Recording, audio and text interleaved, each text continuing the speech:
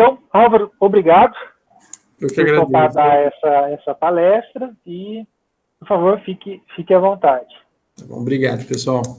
Então, boa noite. O Arlindo me fez esse convite, né, para participar dessa disciplina, né, de seminários multidisciplinares ou interdisciplinares, né. E, bom, entre todos os assuntos que eu poderia trazer, de fato, o Arlindo comentou, eu trabalho, minha área, vamos dizer assim, de atuação primária, ou principal, é processamento de alto desempenho, mas eu também trabalho com sistemas distribuídos, né, tenho um pé aí na questão da visão computacional, ultimamente, tenho trabalhado também com alguns assuntos relacionados a isso, mas desde, deixa eu ver, 2011, aproximadamente, eu me envolvi com um assunto do qual eu acabei virando, de certa forma, um entusiasta por motivar trabalhos nessa área, que é de ciência cidadã, né? Naquela época, em 2011, eu fui convidado por um antigo professor do INPE, eu fiz minha pós-graduação por lá, a participar de um projeto que envolvia a contribuição colaborativa, voluntária, de pessoas engajadas em detectar, por exemplo, áreas de desmatamento em regiões amazônicas, inicialmente eram regiões amazônicas apenas. E, bom, desde então eu acabei me tornando entusiasta na área da chamada ciência cidadã, né?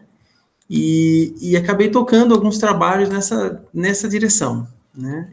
Hoje eu tenho uma aluna de doutorado no curso de ciência da computação que trabalha exatamente com isso, já tive outros alunos de TCC, não exatamente no momento, outros alunos de CEI e TCC, todos envolvidos com essa área, da qual eu gostaria de falar um pouquinho para vocês. Eu acho que é de conhecimento da maioria, mas também não é algo que todo mundo lide no seu dia a dia. Então, acho que vai fazer sentido aí para vocês algum conhecimento novo em relação a isso. Mas vamos lá. Bom, o que é ciência cidadã, né, que vem do inglês do citizen science, né?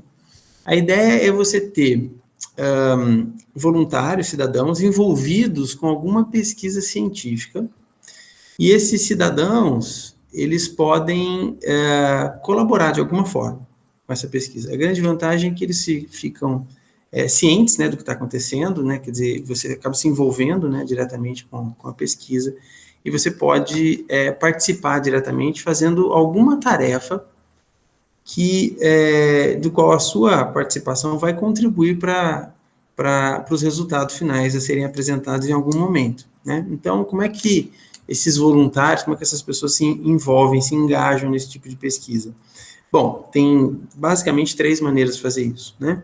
Uma delas, talvez a mais passiva, vamos dizer assim, de todas, é você simplesmente, eu vou falar um pouco sobre todas elas em particular, mas vamos lá. Uma das maneiras é você simplesmente, por exemplo, doando ou permitindo que parte do tempo de computação dos seus equipamentos seja usado para processamento para uma pesquisa, por exemplo, que precisa de uma alta demanda desse tipo de recurso.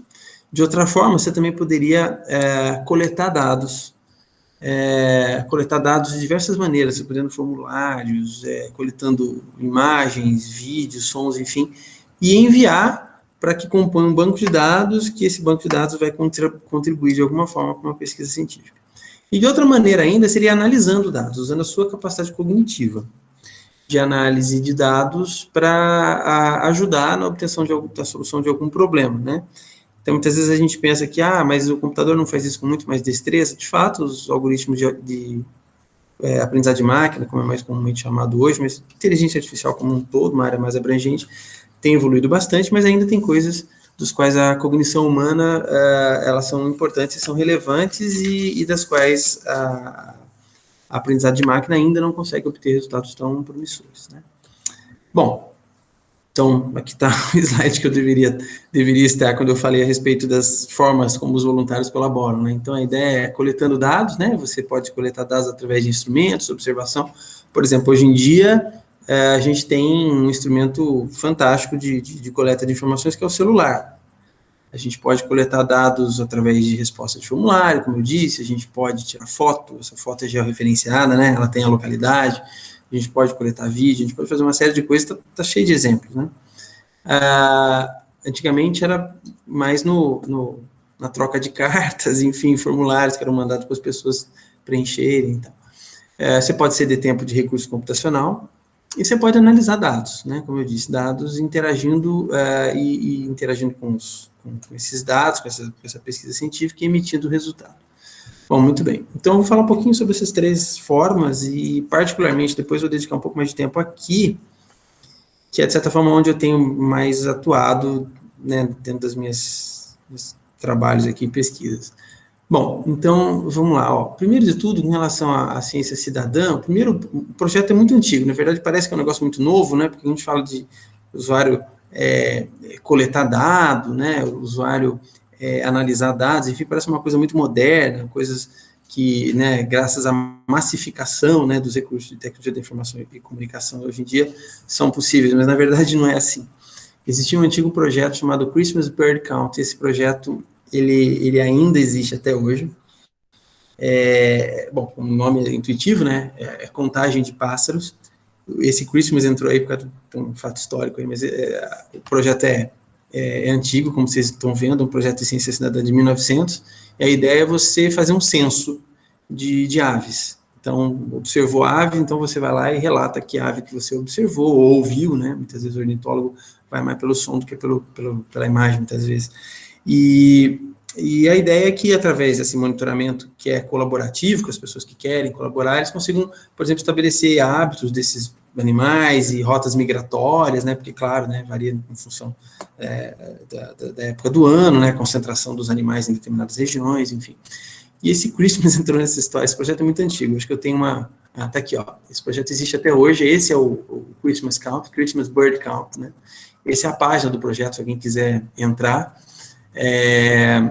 Vocês vão ver dados a respeito de diversos pássaros. Basicamente, o mapeamento está sendo feito basicamente no hemisfério norte, ali nos Estados Unidos, mas aqui você consegue coletar resultados, você clica lá, seleciona um determinado passarinho, ele te mostra a época do ano onde é que ele está, onde é que ele não está, e mais informações sobre esse pássaro. Esse projeto existe até hoje. E hoje, vocês, né, se quiserem participar, vocês vão coletar dados através dos seus celulares, como era de se imaginar. Mas no passado não era assim. No passado as pessoas recebiam uma espécie de uma planilha, né, que eles estavam interessados e anotavam nessa planilha os dados. Ó, observei um pássaro tal, hoje é dia tal, hora tal, observei aqui, estou nessa determinada região e tal. Aí você coletava uma série de informações ali, em determinado momento você mandava aquilo por carta mesmo.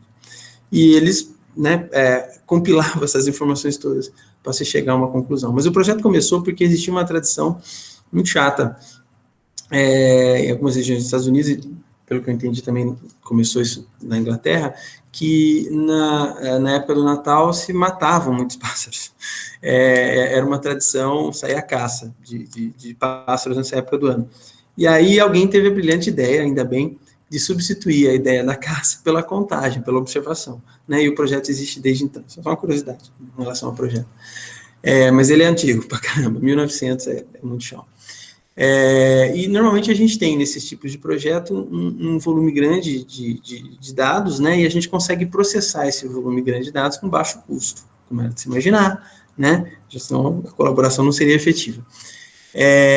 Hoje em dia, como a gente tem muito recurso de TIC, né, de tecnologia da informação e de comunicação, é comum se chamar de ciência cidadã de cyber science, né. Então, usando aí a palavrinha, né, prefixo aí de cibernético, aí, né, já que a coleta de dados, a análise, ou mesmo os recursos que se cedem para a computação, são os recursos, né, de equipamentos de TIC. E esses projetos, eles podem ser divididos em três diferentes categorias, vamos dizer assim, né? Os projetos de ciência cidadã e de ciência cidadã modernos aí, né, usando o TIC, podem ser divididos em 3 diferentes categorias. Uma delas é a computação voluntária, então o nome aqui é sugestivo. Computação voluntária significa que você está doando o seu recurso computacional. Então, eu tenho meu computador aqui, parte do tempo eu estou usando só, sei lá, para navegar na internet, editar texto e tal, enquanto o processador, como vocês devem imaginar, fica muito tempo ocioso. Ou então a máquina fica ligada aqui, no stand-by aqui, eu não estou fazendo porcaria nenhuma, e eu poderia usar esse tempo ocioso da máquina, desde que você concorde para isso, para processar dados utilizados em pesquisa científica que tem uma demanda absurda por processamento de dados. Então, hoje, por exemplo, existe um grande projeto, acho que está escrito aqui, que é o Folding at Home. Esse projeto, hoje em dia, ele se dedica, ele já era um projeto relacionado à área de biológicas, o Fold, na verdade, são cadeias de proteínas, enfim, mas hoje ele está totalmente dedicado, né, em todas as suas ações, ao combate ao Covid-19. E depois eu mostro mais à frente um slide específico aqui, como é que cada um poderia colaborar aí, né, com o combate, ou melhor, a busca por medicamentos ou vacinas passa por simulações computacionais que envolvem, muitas vezes, a análise de cadeias proteicas, para se saber, por exemplo, como que o vírus age, ou como que outras cadeias de proteína poderiam interagir com esse mesmo organismo, né? Não é nem para falar organismo, na verdade, com esse vírus. Bom, então isso seria a computação voluntária. Então você pode ceder seu tempo de computação de forma passiva. Você instala um programa lá na sua máquina, ele fica em stand-by, você diz para ele, ó, quantos núcleos, quantos cores aí você quer que ele use, quanto de memória, em que momento que ele vai entrar, né? Pode ser momento mesmo, pode ser faixa de tempo, ou mesmo pode ser, só quando estiver completamente ocioso, só quando a carga da máquina estiver abaixo de tanto, e ele funciona em segundo plano, na maioria das vezes, e aí ele baixa dados de uma central, coleta esses dados todos são guardados na memória de algum dispositivo de memória do seu computador, ele começa a processar, depois de um determinado momento ele manda esses dados de volta para a central, para se juntar aos demais em outros locais. É computação distribuída na veia mesmo. E a gente tem também isso aqui é difícil da gente traduzir, né? Volunteered thinking, né? Então, pensamento voluntário, enfim. Aqui a ideia é você usar a capacidade cognitiva dos usuários e dos voluntários para fazer algum tipo de análise. Analisando imagem, analisando som, normalmente a imagem, ou fazendo alguma ação, por exemplo, né, interagindo num jogo lúdico, que esse jogo, por exemplo, faz algum sentido para uma pesquisa científica, no sentido de que ele resolve alguns problemas, né, ou então resolvendo puzzles, coisas desse tipo. Então, o Volunteered Thinking tem essa característica e a gente tem um trabalho nessa área.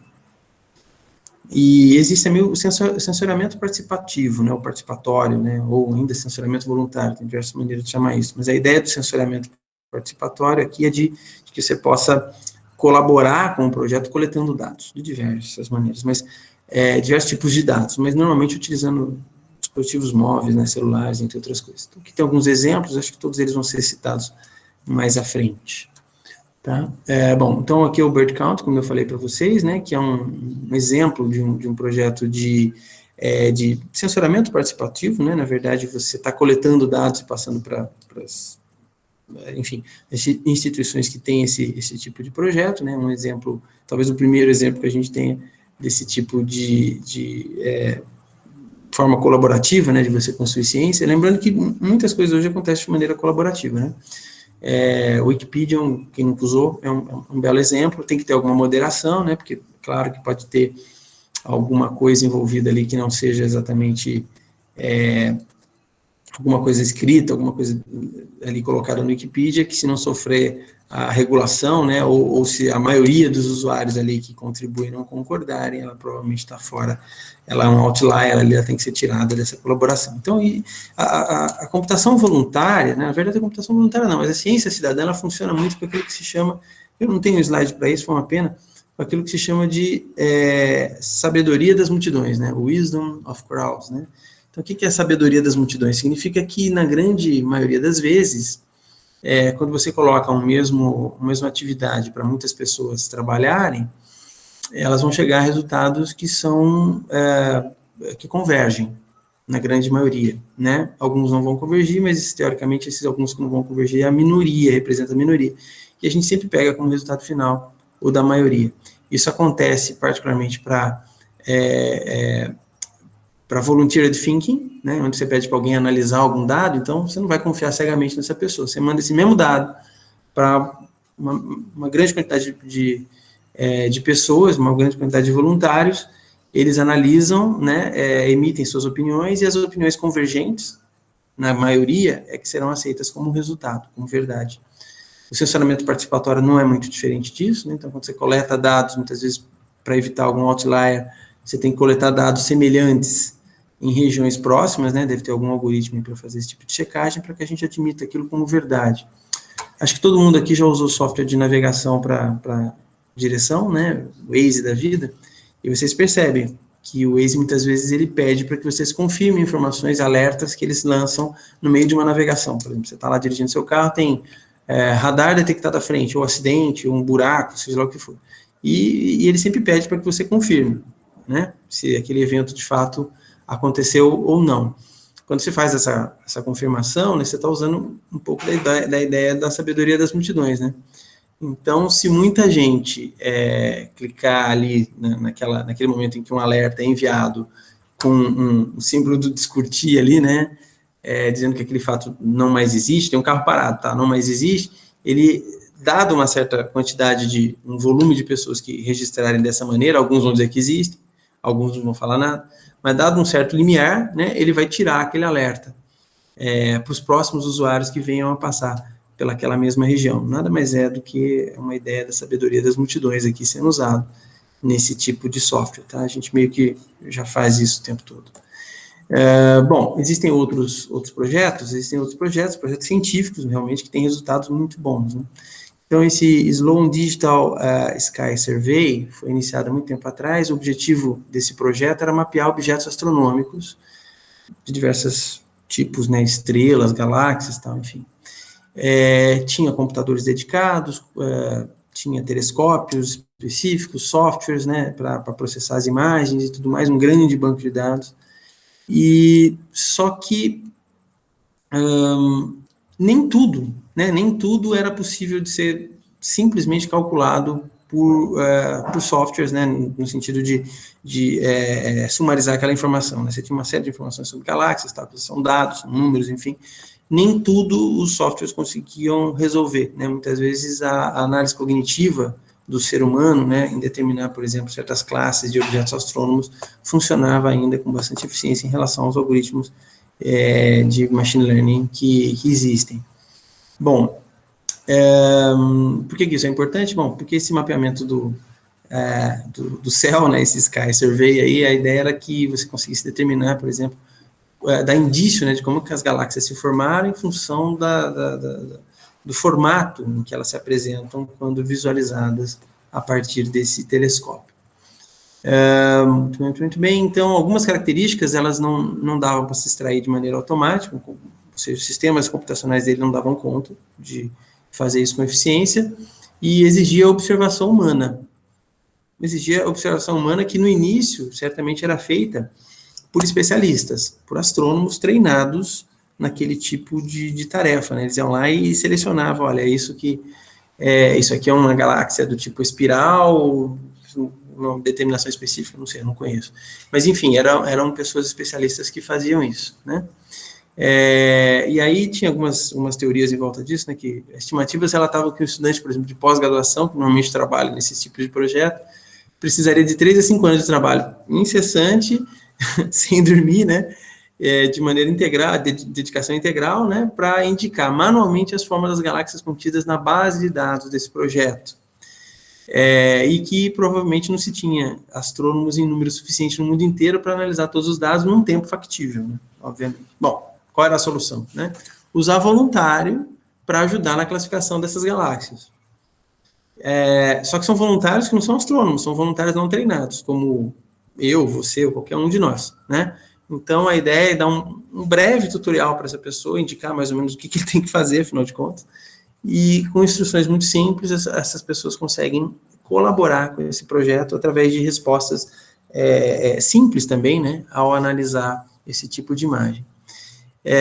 O projeto Galaxy Zoo foi criado nessa intenção. Ele usava dados desse grande projeto, e apresenta, né, numa página da internet essas informações, essas imagens coletadas, né, e pedindo para que os voluntários possam opinar, na verdade, analisar essas imagens, né, e votar mesmo numa determinada opção, se, bom, encontrou uma galáxia, não, encontrou uma estrela, não, sei lá, aquela é uma outra formação, impossível de dizer, se é uma galáxia, qual é o formato dela? Você ia respondendo uma série de questões, tentando classificar aquilo que você estava vendo.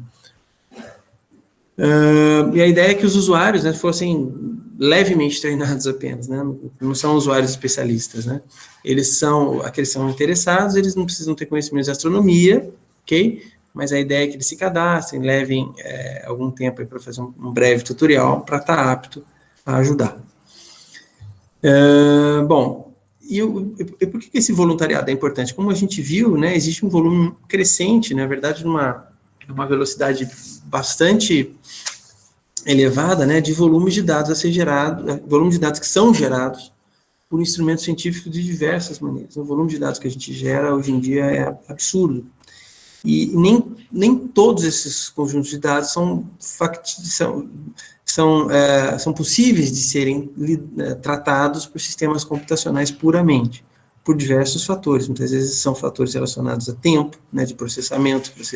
Você não tem máquina suficiente para gerar um resultado em tempo factível. Às vezes muitas vezes não tem nem memória, né, numa máquina única para você conseguir gerar resultados adequados, ou então porque a capacidade dos sistemas computacionais não é suficientemente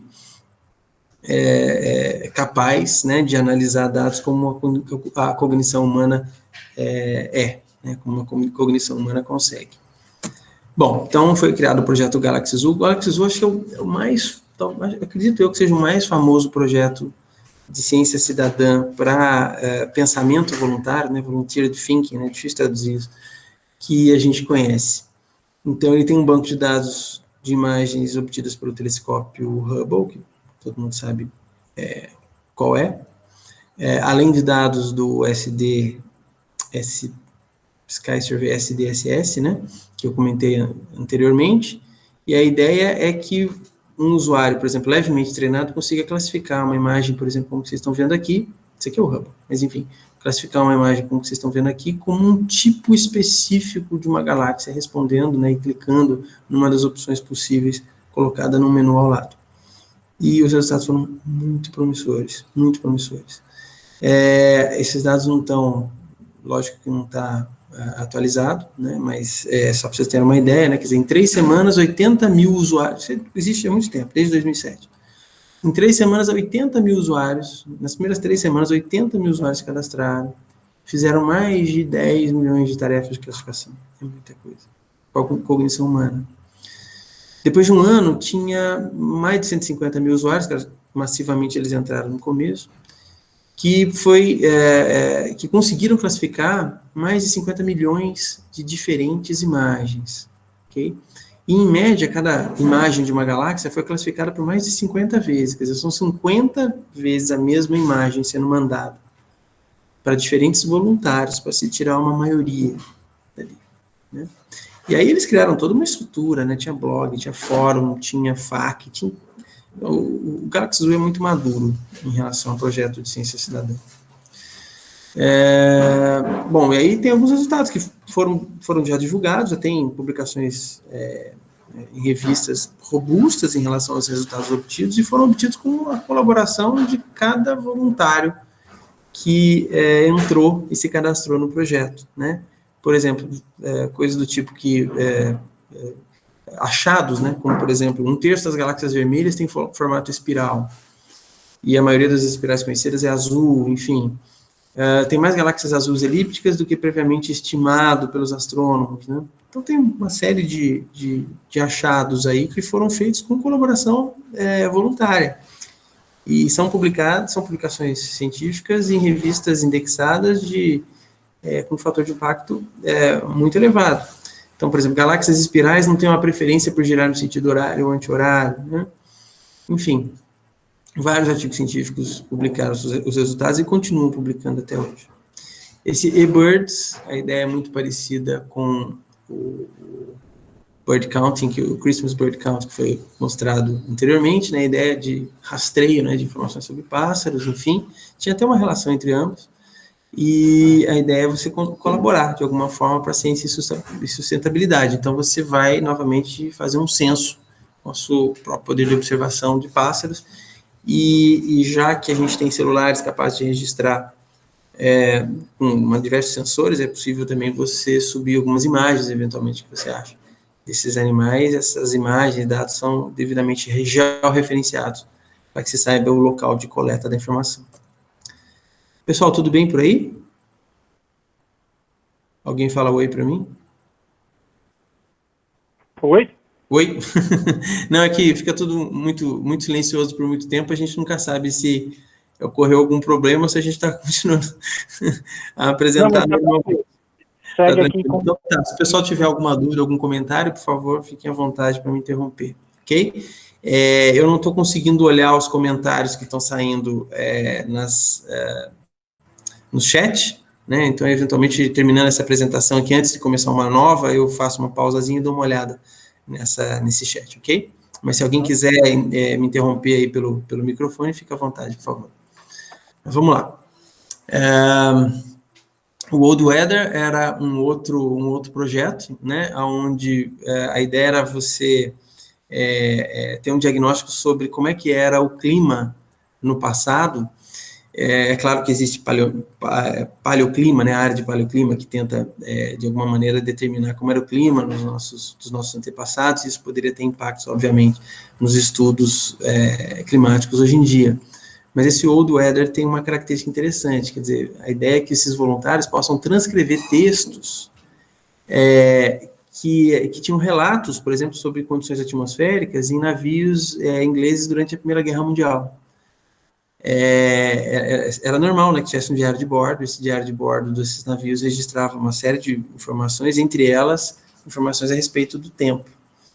E é claro que esses dados são manuscritos, foram digitalizados apenas, e você precisa, quer dizer, o voluntário precisa encontrar, né, essas informações a respeito de tempo e de clima nesses manuscritos e transcrever parte dessas informações nos formulários adequados, né?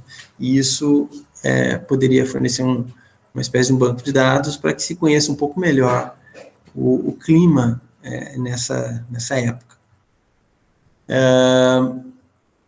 Bom, aqui é um pouquinho diferente, porque normalmente todos os projetos que eu mostrei anteriormente, que são de computação, de pensamento voluntário, os voluntários eram instados a analisar imagens, né, figuras, né? E esse daqui, particularmente, apesar de ter figura, né, que representa, por exemplo, o espectro de um som, a ideia é que analise exatamente dados relativos a som, né, de baleias. Então, a ideia é você analisar, classificar e categorizar arquivos de som por significado. E isso poderia ajudar a entender o sistema de comunicação, por exemplo, de baleias, que a gente sabe, cientistas sabem que existe, mas é claro que está muito longe de estar perfeitamente categorizado, né? Então, a ideia era juntar por grupos e tal, e essas informações auxiliariam nesses achados futuros, né? Aqui também tem um outro projeto interessante, que é o Planet Hunters, que é para ajudar a encontrar planetas orbitando estrelas. Na verdade, isso está mudando bastante, né, em termos de astronomia, porque no passado se imaginava que não se tinha muitos planetas orbitando estrelas, e que o nosso sistema solar seria, olhando aqui o horário, que o nosso sistema solar seria algo, por exemplo, muito raro de se encontrar na galáxia. Hoje a gente sabe que não é tão raro assim, apesar de ter nossas características muito específicas aqui, mas não é tão raro assim. Então, encontrar planetas é muito mais difícil dentro de sistemas solares, né? É muito mais difícil do que encontrar a própria estrela em si. E muitas vezes a cognição humana consegue identificar dentro de imagens e mudança de brilho da estrela, como está escrito aqui, um padrão que indique a existência de algum planeta, que muitas vezes passa, né, pela frente dessa estrela e modifica a forma como ela sensibiliza os sensores desses telescópios, né? Aqui são projetos diversos, né? O Ancient Lives ajuda na tradução de textos gregos encontrados em fragmentos de papiro, né? Para entender as condições de vida na época. Tem diversos, vocês vão encontrar vários deles na internet. Esse aqui é um pouquinho diferente. Como eu disse para vocês, a ideia é que se use cognição humana. Mas para atrair, para engajar o voluntário, o que a gente faz, né? Por que você entraria num projeto como esse, por exemplo? Qual seria a motivação para que os voluntários entrassem num projeto como esse? Claro que tem muita gente analisando esse tipo de coisa, né? A motivação para que os voluntários se engajem em projetos dessa natureza. O engajamento em pesquisa científica, o sentimento de você estar colaborando com algo que, de alguma forma, vai servir à humanidade, parece ser um fator de engajamento. Tem projetos, tem trabalhos que tratam desse tipo de coisa na questão do engajamento. Mas hoje em dia, uma palavrinha bastante na moda aí de gamificação, né, como se fala, né, é um outro fator que poderia ajudar nesse engajamento, ou seja, você ter nesses projetos alguma maneira de recompensar os seus voluntários, nem que seja no ranking, quem mais colaborou e quem colaborou e acertou, né, porque quando você colabora, como eu disse, é uma computação voluntária, é sabedoria das multidões, então às vezes você colabora, mas você colabora mal, né, você erra, ou seja, você erra em relação à resposta canônica, a resposta da maioria, né, então quando você tem consenso, quando você está não só colaborando bastante, mas quando você está colaborando e você está colaborando e tendo um acerto em relação ao consenso para aquela tarefa, você poderia ganhar, por exemplo, um pouco mais de, entre aspas, pontos aqui, né? Então você gamifica, você mostra quem são os top 10 ali dos caras que mais contribuem. Tem projetos que até bonificam de alguma forma. Até bonificam, por exemplo, enviando algum presentinho para quem mais ajuda. E tem projetos que pagam para você fazer isso, né? Na verdade, eu estou mostrando aqui, vou mostrar na sequência, uma plataforma de ciência cidadã para pensamento voluntário, que é o mais famoso deles, que é o Zooniverse. Mas tem mecanismos que você consegue recompensar o voluntário. Eles não são conhecidos por ciência cidadã, são conhecidos mais por crowdsourcing mesmo. E o mais famoso deles é o da Amazon, o Mechanical Turk. Nele você também pode colaborar com a sua análise cognitiva de informações que estão ali dentro, de projetos que estão ali colocados, e você pode receber, inclusive, dinheiro por fazer esse tipo de tarefa. É claro que para ganhar alguma coisa, a contribuição tem que ser significativa, mas é possível também recompensar os voluntários. Eu não trabalho com esse tipo de plataforma, até porque a gente nunca tem dinheiro suficiente para recompensar voluntário. Então, vai mais no voluntariado mesmo, né? E a gente tem que tentar, de alguma maneira, engajar essas pessoas a participarem. Esse engajamento, muitas vezes, é no sentido, como eu disse, de você colaborar com algo, mas tem que ser algo que mexa com as pessoas, né? Eu acho que hoje em dia, se tivesse um projeto desse, por exemplo, que tivesse, de alguma forma, você colaborasse, analisando dados, que ajudasse num projeto de procura por uma vacina, por exemplo, para o coronavírus, eu acho que haveria um engajamento maior. Né? Então, depende um pouquinho do tema do projeto em questão. Oi? Só rapidinho, essa questão do engajamento, ela é muito central, é um ponto de pesquisa muito em aberto ainda, né? Sim, muito em aberto. E envolve psicólogo, tem uma série de experimentos que o pessoal propõe. Eu acho a gente não criou um padrão ainda, né? Não é um negócio maduro. Não é mesmo, infelizmente não é. A gente não sabe muito bem como fazer, a gente viu isso na prática e tal, e a gente percebe que a gente percebeu, por exemplo, num projeto específico, que o engajamento era maciço no começo, mas que ele decaía muito com o passar do tempo. Né? Então, quando você manter seus voluntários engajados, vamos supor que você quer um projeto que tenha continuidade, vamos supor que você cria um projeto que ele seja operacional, né? Como é que você mantém o seu conjunto de usuários continuamente engajado? É difícil pra caramba. Normalmente há uma empolgação. Né? Então, é um tema muito específico, então todo mundo vai lá e colabora, putz, que legal, e isso vai diminuindo, essa euforia toda vai diminuindo com o tempo. Isso na comunidade de software livre, a gente costuma chamava, né? Agora os nomes mudaram um pouco, a gente chamava de isca e anzol.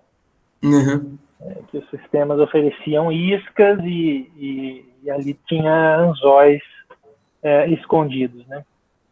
Então, só para dar um exemplo de anzol, né? Por exemplo, a gente usa Gmail e tal, né? A gente usa esses vários serviços, mas se eu quiser tirar os meus dados de lá, é muito difícil, né? Eu acabo deixando, né? Mesmo que surja um outro sistema, me ofereça um serviço compatível, eu provavelmente não vou mudar porque vai dar muito trabalho para tirar de lá. Eu estou enfrentando isso com o Dropbox hoje. Dropbox é um pouco mais fácil, né? É. Você tem a cópia local, né? Tem. Aí é um pouquinho assim, o hábito, né, também. Assim, acho que no caso do Outlook a gente está acostumado a usar, tá tranquilo, funciona bem, aliás, funciona super bem, né? E tem essa... você acostuma, né? Você se acomoda. Você cria o hábito e realmente aí você não consegue mais se livrar dele. Mas agora, então, tem uma coisa que eu queria colocar aí que é um pouco de vício, né? Nessa coisa da gamificação, está um pouco envolvido, né? Tem uma criação de vício em algumas aplicações, em algumas plataformas aí que... Nossa, uma bela pergunta, mas eu nunca vi. O cara que está, por exemplo... É interessante também, né? Porque será que o cara não fica excessivamente colaborando? Será que tem alguma plataforma aqui que, se esse cara virar um paranoico e começar Não, então, a gamificação tem esses riscos, né? Então, essa coisa do cara ficar dobrando molécula lá e tal, tem cara que vira um jogo para ele. Que ele vira um jogo, vira um hábito e o cara não consegue mais largar. Sim, pode acontecer. Mas eu acho que hoje o desafio maior é o contrário. Acho que deve ser uma minoria. Engajar. Engajar. Então, por exemplo, esse jogo que eu estou mostrando aqui nos slides, ele ficou famoso, né? E a ideia, na verdade, isso aqui nada mais é do que pensamento voluntário. Então, dava um joguinho para a pessoa, esse joguinho, né? Faça o engajamento aqui, né? É um jogo, afinal de contas, né? Você quer jogar, quer ganhar, né? E através das ações desse jogo, você resolvia problemas. Você resolvia problemas que a cognição humana fazia sentido, a solução por cognição humana e não puramente por sistemas computacionais, né? Ele envolvia a identificação de genomas, que são regiões, certos genomas, né, que poderiam estar relacionados a regiões anormais, como em cancros, né, que são formações cancerosas. Então, claro, eu não sou especialista nisso, mas eu até já experimentei, para saber exatamente como é que ele funciona do ponto de vista da biologia, mas a pessoa jogando, ela navegava, né, por esse espaço, entre aspas, né, de genético, né, de genes e tudo mais, e as tarefas que ela tinha que cumprir, entre ligar dois genes, ligar coisas, passar por determinadas regiões, faziam sentido para a solução do problema, foi uma analogia com a solução do problema que se desejava. E aqui o engajamento é claro que é gamificação, né, é um game mesmo, de fato, né, é um jogo. As pessoas brincam aqui, aí tem os top 10 ali, tem ranking, tem tudo, né? E você está ajudando alguém, isso que é legal. Você está ajudando uma pesquisa científica, isso que é o ponto legal da história. Aqui tem mais um exemplo de um puzzle, aqui de um jogo. Esse também ficou famoso, saiu publicações de jornais aí na mídia, enfim. A ideia é que você monte sequências de RNA, olha aí, RNA, vírus.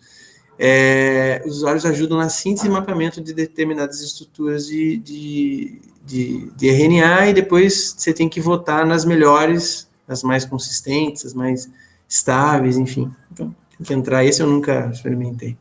Teria que entrar para verificar como é que ele funciona na prática, mas é um puzzle, né? E ele faz sentido, de novo, a questão da gamificação, que faz sentido para uma determinada pesquisa científica. Bom, isso tudo que eu falei é em relação a ciência cidadã voltado para pensamento voluntário, que, na verdade, quando a gente fala em ciência cidadã, a forma mais comum e mais intuitiva de se encontrar é exatamente essa. Onde os voluntários colaboram de maneira com a sua cognição humana. E é aí que eu tenho um projeto também que eu gostaria de comentar e gostaria de dar alguns resultados, porque foi o que a gente coletou aqui. Mas antes, deixa eu mostrar aqui. Oi, pode falar. Licença, perdão pela interrupção aí. Imagina. Queria fazer uma pergunta. Diga. Acredito que a ciência cidadã, ela é muito bem vista, né? Porque você está trazendo a ciência para a mercê da população, a população está ajudando e tudo mais. Tem essa questão de você deixar a população se envolver com a pesquisa científica, né, que é sempre muito bom, e hoje em dia a gente tem um impulso disso em relação ao Covid-19, mas a gente já teve muitos problemas relacionados a isso. A ciência voltou a ser um assunto, né, debatido, e voltou a ter importância em função da pandemia, mas a gente estava em baixa. Então, Aí... E acho que essa baixa é muito em função dessa pouca penetração que os resultados da ciência e os resultados de pesquisa científica têm no dia a dia. Quer dizer, na verdade, você não relaciona que o seu dia a dia, né, as soluções que você usa, os sistemas que você usa, enfim, toda a sua vida tem contribuições de pesquisa científica ao longo, sei lá, da história da humanidade, né? A gente pouco relaciona isso. Então, geralmente, você vê cientista como uma pessoa muito distante, uma pessoa que tem um linguajar completamente impossível de se entender. Então, acho que a ciência cidadã faz um pouco esse papel, sim, traz um pouco mais para perto das pessoas o que é feito. Mas, continua. Mas, no caso, vamos supor, não pode acontecer um sucateamento no setor da ciência, porque você não fornecendo equipamentos, tudo, as pessoas acabam no sentido, vamos supor, você precisa de máquinas para... Em caso da computação voluntária, não, acho que as nossas necessidades de máquina estão sempre muito acima do que o que a gente tem. Isso está longe de acontecer. As nossas necessidades de processamento, para quem precisa mesmo de processamento de dados, né, e eu trabalho com processamento de alto desempenho, então eu posso dizer o seguinte, que das áreas que eu vi, nunca a máquina foi suficiente, pode ter certeza disso. As nossas expectativas, as nossas necessidades para o processamento estão muito acima daquilo que os seus melhores sistemas podem oferecer. Então, é sempre muito bem-vinda qualquer tipo de colaboração nesse sentido, até o momento. Além do que é uma solução simples, né? Uma solução de custo muito baixo. Acho que não vejo, como é que eu vou dizer assim, risco para sucateamento. Você quer dizer o seguinte, já que eu tenho voluntário, né? Já que eu tenho voluntário, então para que eu vou comprar equipamento, né? Não, mas as necessidades são sempre muito maiores, então acho que... Não, eu acabei pensando nisso mesmo. Já que tem tantas pessoas que podem ser voluntárias, por que eu preciso investir? Por que eu preciso investir, né? Não, nunca pensei por esse ponto. Eu acho que as necessidades são sempre maiores e normalmente os cientistas usam por não ter... fato, os cientistas, se tivessem um sistema dedicado, eles não iriam ter esse trabalho todo, né? As pessoas que trabalham com isso não teriam esse trabalho todo de criar todo um middleware, uma infraestrutura para que o negócio, por exemplo, o processamento de dados fosse dividido, tem todo um conceito de programação concorrente aí, né? Dividir as tarefas em pedacinhos e tal, enviar de maneira segura para o voluntário, deixar ele processar, voltar, mandar o mesmo trabalho para outro, para saber que, de repente, não deu algum tipo de erro. Não seria criar toda essa estrutura se você tivesse as máquinas só para si, é claro. Mas eu acho que eu não vejo dessa maneira, eu não vejo que isso venha a atrapalhar a questão do investimento. O investimento é sempre baixo, as necessidades de processamento são sempre muito maiores do que o que a gente tem hoje em dia, não tem jeito. Tá bom, obrigado, hein, professor? Ainda imagina. Mas eu nunca tinha pensado por esse ponto. Eu nunca tinha pensado, não, dessa forma. Pessoal, eu estou compartilhando a minha tela aqui, e vocês estão vendo a página dos Universe. É muito simples de entrar, é universe.org, aqui, tá vendo? Né? Dá para enxergar aí ou tá a resolução muito baixa? Então, esse aqui é os Universe. Esses Universe é uma plataforma de ciência cidadã. Essa plataforma foi criada por causa do Galaxy Zoo. O Galaxy Zoo, que foi o projeto mais famoso de computação nada, de pensamento voluntário, de volunteer thinking, e toda a estrutura que foi criada pelo Galaxy Zoo foi depois exportada para uma plataforma genérica, que aceita qualquer tipo de aplicação. Né? Então, nos Universe, você consegue colaborar com uma série de projetos científicos que precisam da cognição humana e colaborar de diversas maneiras. A maneira mais comum é você clicar botões e dizer o que você está vendo naquela imagem. Como é que você classifica a imagem que você está vendo, ou um trecho da imagem que você está vendo. Mas existem maneiras, por exemplo, de você desenhar sobre a imagem, segmentar a imagem. Existem projetos que permitem que você crie polígonos ou crie figuras geométricas ali que delimitam uma determinada região que é o alvo dessa busca, né? Então, aqui vocês vão ver que tem diversos projetos, aqui são os projetos mais conhecidos, muitas vezes os mais novos, Aurora Azul, enfim. Está escrito, How does nature create such a beautiful shawl? Bom, enfim, teria que entrar para saber um pouco mais como é que ela funciona, né? Então, por exemplo, esses snapshots, esses projetos chamados snapshots, a ideia é você identificar animais. Então, são câmeras que são colocadas em diversas regiões, em regiões que tem animal selvagem, por exemplo, como acontece muito no Brasil, e aí eventualmente essas câmeras flagram alguns bichos, né, e muitas vezes não tem que classificar, né, que tipo de animal é esse. E os cientistas sabem qual é a probabilidade dos animais estarem ali, e aí você colabora dizendo que, né, dentro da listinha ali, qual é o animal que você acha que aquela figura representa. Tem vários desses, mas tem uma série de projetos, né, então aqui vocês estão vendo alguns. Gravity Spy, que tem a ver com astronomia, novamente. Penguin Watch, né? Anti-Slavery Manuscript. Ó, aqui são manuscritos de informações de movimentos anti-escravagistas, né? Da época, né? São documentos antigos que provavelmente pessoas querem documentar esses fatos. Eles são manuscritos, então alguém precisa passar um OCR, né? Um reconhecedor óptico lá, mas ele falha, né?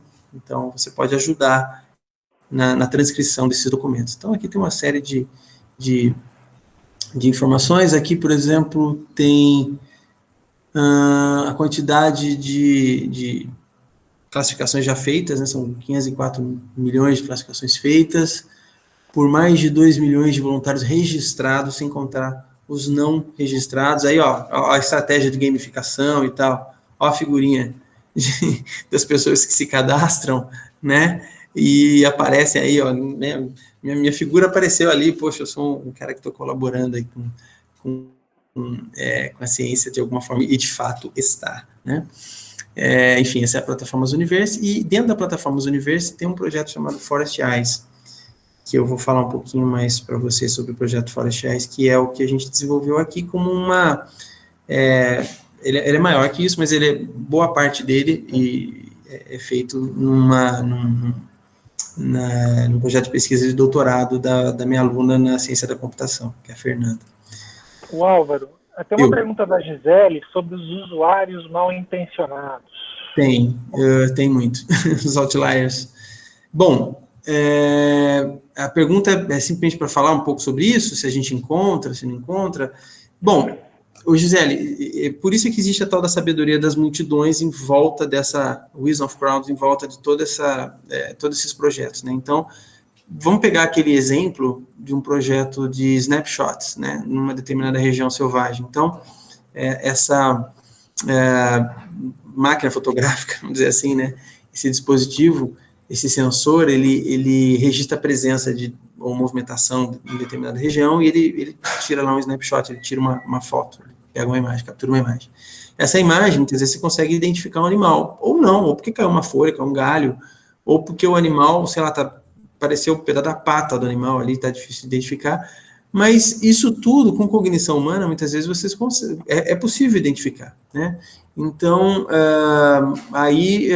como são muitas imagens, né, você manda essas mesmas imagens para vários voluntários, para eles identificarem se eles acharam algum animal ou nenhum animal, ou se está em dúvida entre 2 animais, enfim, e você manda essa mesma tarefa, essa mesma foto, por exemplo, para 15, para 20 voluntários.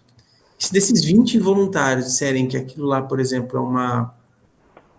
é um bicho qualquer, uma onça, um jaguar, uma onça pintada, enfim, se desses 15 voluntários que votaram, um deles disse que aquilo lá, sei lá, uma paca, o outro disse que aquilo 14 disseram que aquilo é uma onça, provavelmente é uma onça. Então, a sabedoria das multidões está aí. Você pega a maioria dos votos para considerar aquilo como verdade. Então, sempre vai ter os voluntários mal intencionados, sempre vai ter os outliers. Você consegue eliminá-los dessa maneira, porque eles geralmente não representam a maioria. Isso é fato. Em qualquer projeto de ciência cidadã, ainda bem. A maioria das pessoas são, de fato, bem intencionadas. Quem entra lá e gasta algum tempo para classificar a imagem é porque ela tem a intenção de colaborar. Dificilmente alguém entraria lá e simplesmente ficaria, sei lá, clicando. Até porque é voluntário. Quando você ganha para alguma coisa, como é o caso, por exemplo, do Mechanical Turk, pode ser que alguém até tenha essa intenção de fazer algum robô para ficar votando, coisa do tipo.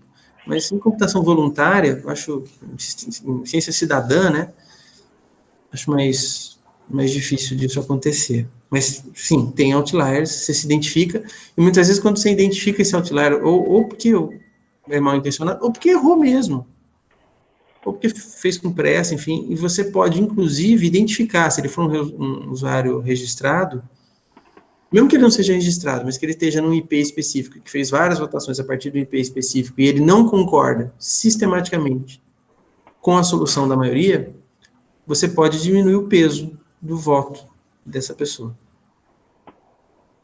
já que ele está na rabeira do ranking. E você pode aumentar o peso para quem, ao contrário, responde com bastante, de forma bastante certeira, com muita acurácia.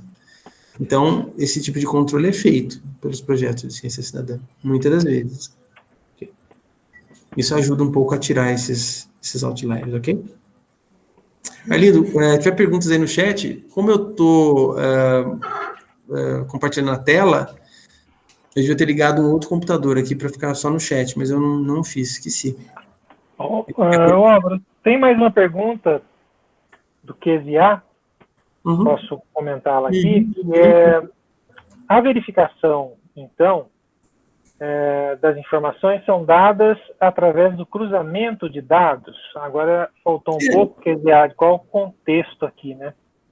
Eu não diria cruzamento, né? Na verdade, você tem uma tarefa que você tem que a cognição humana consegue resolver, mas você sabe que são usuários que são não treinados, são usuários que são levemente treinados, não são especialistas, longe disso, e que para você ter certeza de que aquilo de fato é uma verdade sobre o julgamento, sobre a análise e julgamento sobre uma determinada tarefa, que é, por exemplo, classificar uma imagem que tem um animal ali e tal, você manda essa mesma tarefa para várias pessoas, também voluntários não especialistas. E aí você normalmente toma a maioria. Toma-se a maioria como resultado final daquela votação. Então, cada voluntário podia clicar em 5 opções relativas à análise daquela imagem. A opção da maioria acaba se tornando a verdade. Muitas vezes a gente estabelece outros critérios. Por exemplo, se for uma maioria simples, uma diferença muito pequena de votos e tal, você pode considerar que aquela tarefa é inconclusiva. São estratégias. A QZA comentou aqui que a soma das respostas aí explicou. Essa é a ideia. Pessoal, esse projeto Forest Eyes, ele está lá nos Universe. E ele é tocado pela Fernanda Dalacqua, que é aluna aqui de doutorado aqui do nosso campus, na ciência da computação, eu e o Fábio Faria, que é outro professor, que orientamos aqui no PPGCC, né? E esse é um projeto, ele é chamado Forest Eyes, a ideia é ciência cidadã na detecção de áreas desmatadas. Na verdade, a ideia do projeto é o seguinte, ele é mais amplo do que simplesmente a ciência cidadã. Eu estou mostrando aqui para vocês o resultado de ciência cidadã. Mas o projeto é maior, a ideia é de que o projeto envolva também machine learning, envolva também aprendizado de máquina, ou seja, através dos cidadãos e dos votos deles, das colaborações deles, a gente consiga ter a verdade capaz de treinar um sistema de aprendizado de máquina. Então, é meio que híbrido, quer dizer, os voluntários colaboram, mas eles alimentam um sistema de aprendizado de máquina que tem capacidade, por exemplo, de fazer muito mais verificações do que com um volume maior do que o que os voluntários fazem, rapidamente do que os voluntários fazem. Eles erram, mas depende da classificação do voluntário.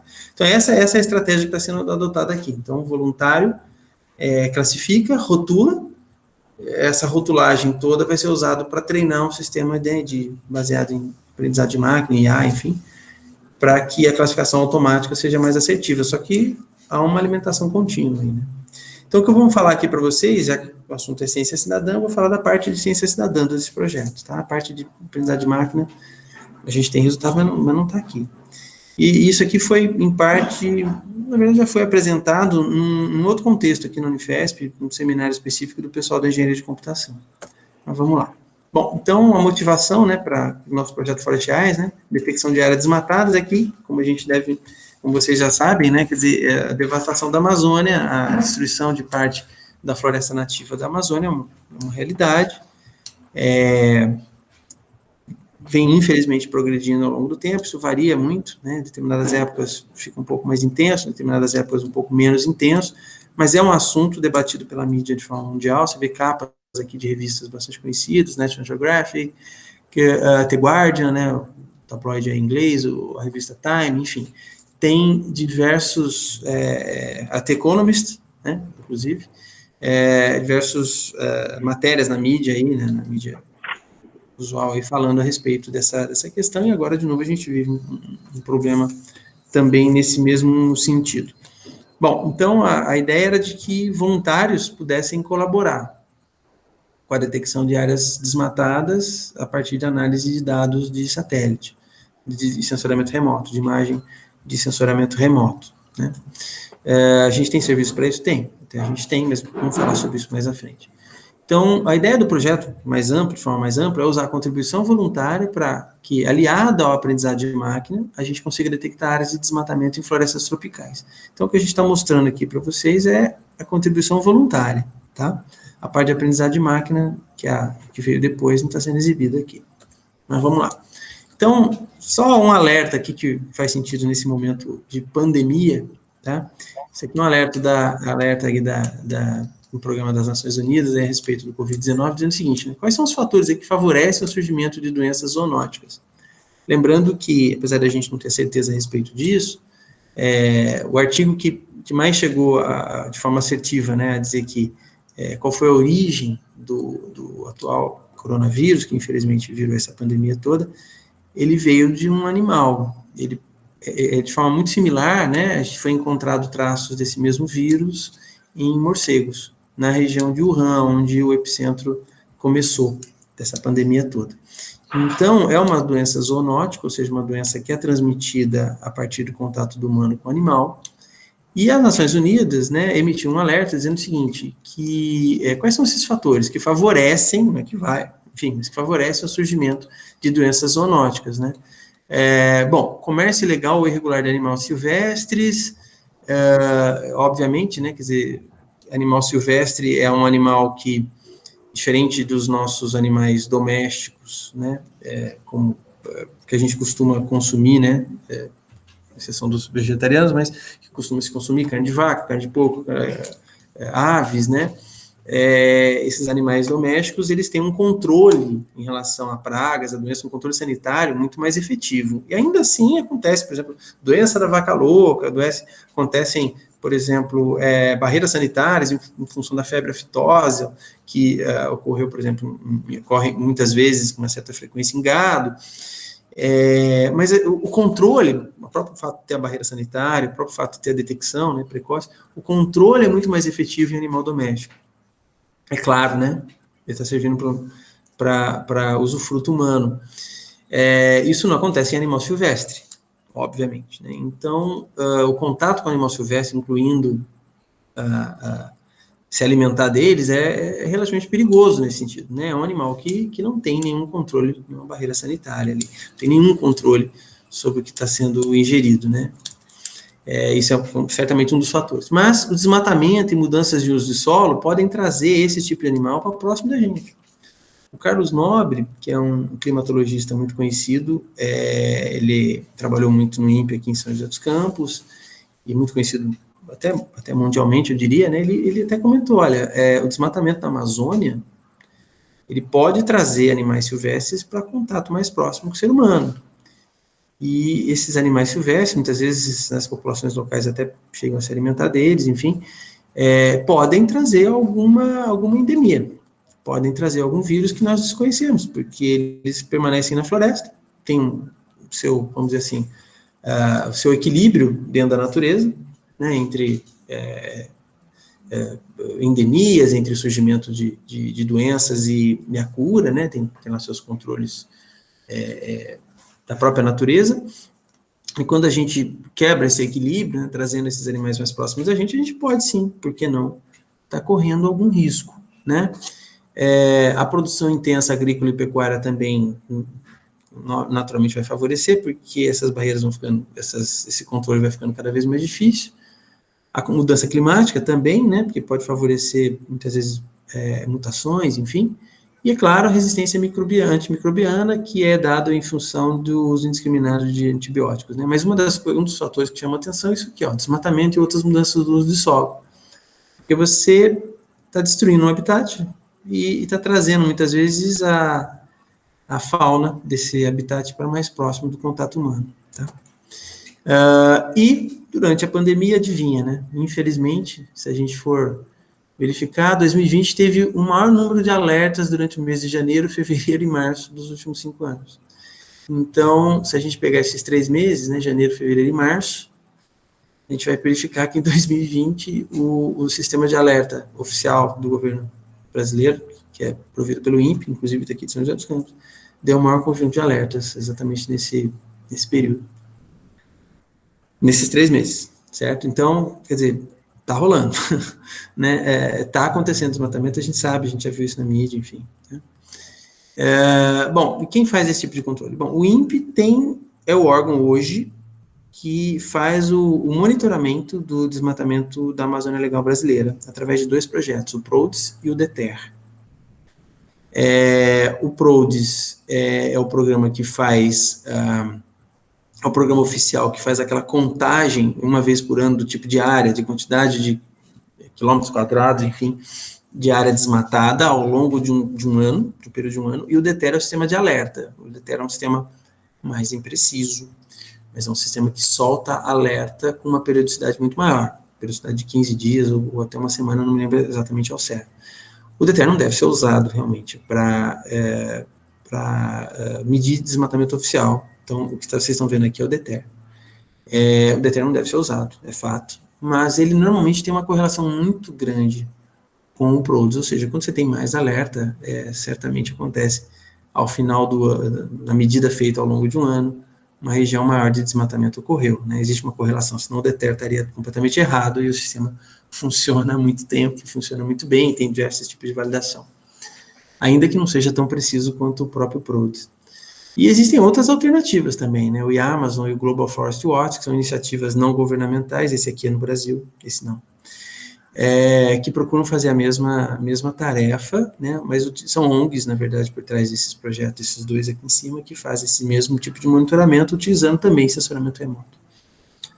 Bom, então, só para entender um pouquinho melhor, o PRODES é o sistema oficial do Brasil que dá aquele número, que diz assim, ó, no ano de 2019, do período de tanto a tanto, aconteceu tanto de desmatamento. Esse é o sistema PRODES.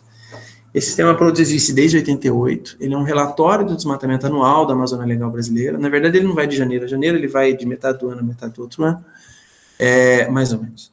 Usa a imagem de satélite, hoje em dia, do Landsat, já foram outros. E desde 2003, ele tem um processo de interpretação assistido por computador, ou seja, tem alguma coisa de IA aqui no meio dessa história da detecção, apesar dele ser validado e consolidado por especialistas em sensoramento remoto, né? No começo era basicamente puramente sensoramento remoto. E aí, a partir dessas imagens do satélite, né, eles usam, por exemplo, algumas bandas desse satélite, como a banda vermelha, o infravermelho próximo, o near infrared que se chama, né, e o infravermelho mesmo, para gerar imagens fracionadas de componentes de solo, vegetação e sombra. E depois ele segmenta dividir em polígonos, né, por exemplo, essas imagens, e um especialista analisa esses polígonos, né, dentro de uma máscara específica, concordando ou não com a classificação automática. Mas isso já é feito hoje no PRODES, só que com um especialista. Já tem um sistema por trás classificando e um especialista validando. Então, o PRODES hoje ele gera estatísticas de desmatamento na forma de mosaicos, né? São pequenos trechinhos ali da Amazônia Legal brasileira. Esse aqui é o estado de Rondônia, em 2016, por exemplo, um exemplo apenas. E até 2016, esses mosaicos tinham 60 metros de resolução por pixel, né? E aí, esse mosaico que vocês estão vendo aqui, que dá para ser dividido em vários pedacinhos, essas cores diferentes representam diferentes regiões classificadas no estado de Rondônia. Então, o verde é floresta, que infelizmente parece a menor parte. O que não é verde não é floresta, tá? E aí não é floresta de diversas maneiras. Então, esse D aqui, amarelinho, que é a maior parte aqui, é desmatamento de 2012.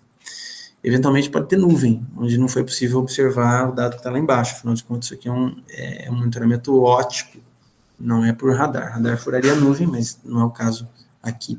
Então, você vê desmatamento ocorrido em 2013, 2014, eventualmente tem hidrografia, pode ter rio aqui, como é exatamente o caso, e desmatamento recente, por exemplo, de 2015, já que isso aqui é de 2016, desmatamento de 2015, e aqui é resíduo, né? Esse resíduo é um pouquinho que ficou dos anos anteriores, que foram detectados nos anos seguintes, mas que não dizem respeito do ano em questão, né? Mas os resíduos são bem pequenos.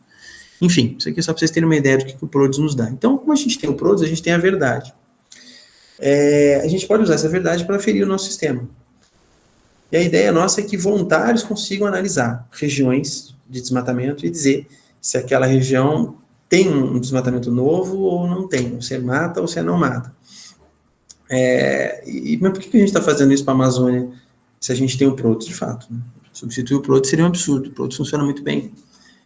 Mas você não tem só a Amazônia, né, no mundo como floresta. Claro, é a maior floresta tropical, evidente.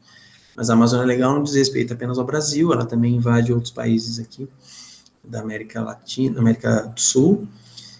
Mas a gente também tem florestas no cinturão tropical em outras regiões, né? Na região da Austrália, por exemplo, entre outras regiões, até na África a gente encontra algumas florestas, ou algumas florestas muitas vezes urbanas e tal, e o sistema poderia servir a esse mesmo propósito, ou seja, onde você tem menos governança sobre conservação de área florestal, você poderia usar eventual sistema baseado em ciência cidadã, você não precisaria de especialista para isso, né? Então essa foi a ideia. Então, esse slide vocês já viram. Eu vou falar um pouquinho do projeto Forest. A ideia é aliar ciência cidadã com aprendizagem de máquina. Os voluntários classificam as áreas de sensoramento remoto em floresta, não floresta, ou ainda indefinido, tipo, eu dou uma área, você me disse, vocês vão ver, se é floresta, se é não floresta, se é indefinida. E as classificações dos voluntários são utilizadas para treinar um classificador automático. Vocês estão olhando isso aqui só, hoje. Para classificar as áreas, os voluntários analisam o seguinte: se a área, por exemplo, em questão, está em destaque, tem 70% ou mais de pixels de uma determinada classe, 70% aqui é floresta, ou 70% é não floresta. Então, você está instruído a nos ajudar na classificação, dizer, é floresta, é não floresta, ou então, é indefinido. Né? Então, esse é o que foi passado para os voluntários, certo? Como é que funciona o projeto? A ideia é a seguinte: então a gente vai lá numa plataforma, num banco de dados. Peraí, deixa eu fechar aqui, senão vai ficar o WhatsApp aqui me respondendo e é assunto com o aluno ainda. Mas vamos lá.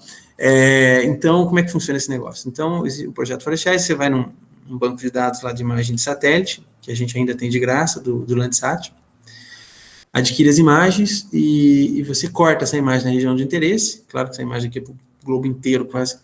Você corta para a sua região de interesse, faz um pré-processamento e segmenta essa imagem, você coloca um monte de polígonos ali, né? Cria uma segmentação nessa imagem, e aí você pega cada pedaço, claro que não dá para fazer isso com tudo, mas alguns pedaços específicos que saem desse pré-processamento, que são interessantes para análise, você manda para o voluntário, por exemplo, como esse daqui. Ele está vendo uma imagem de uma região florestal, onde vocês conseguem acompanhar aqui em amarelo, é um polígono, tá? Eu quero que ele analise esse polígono.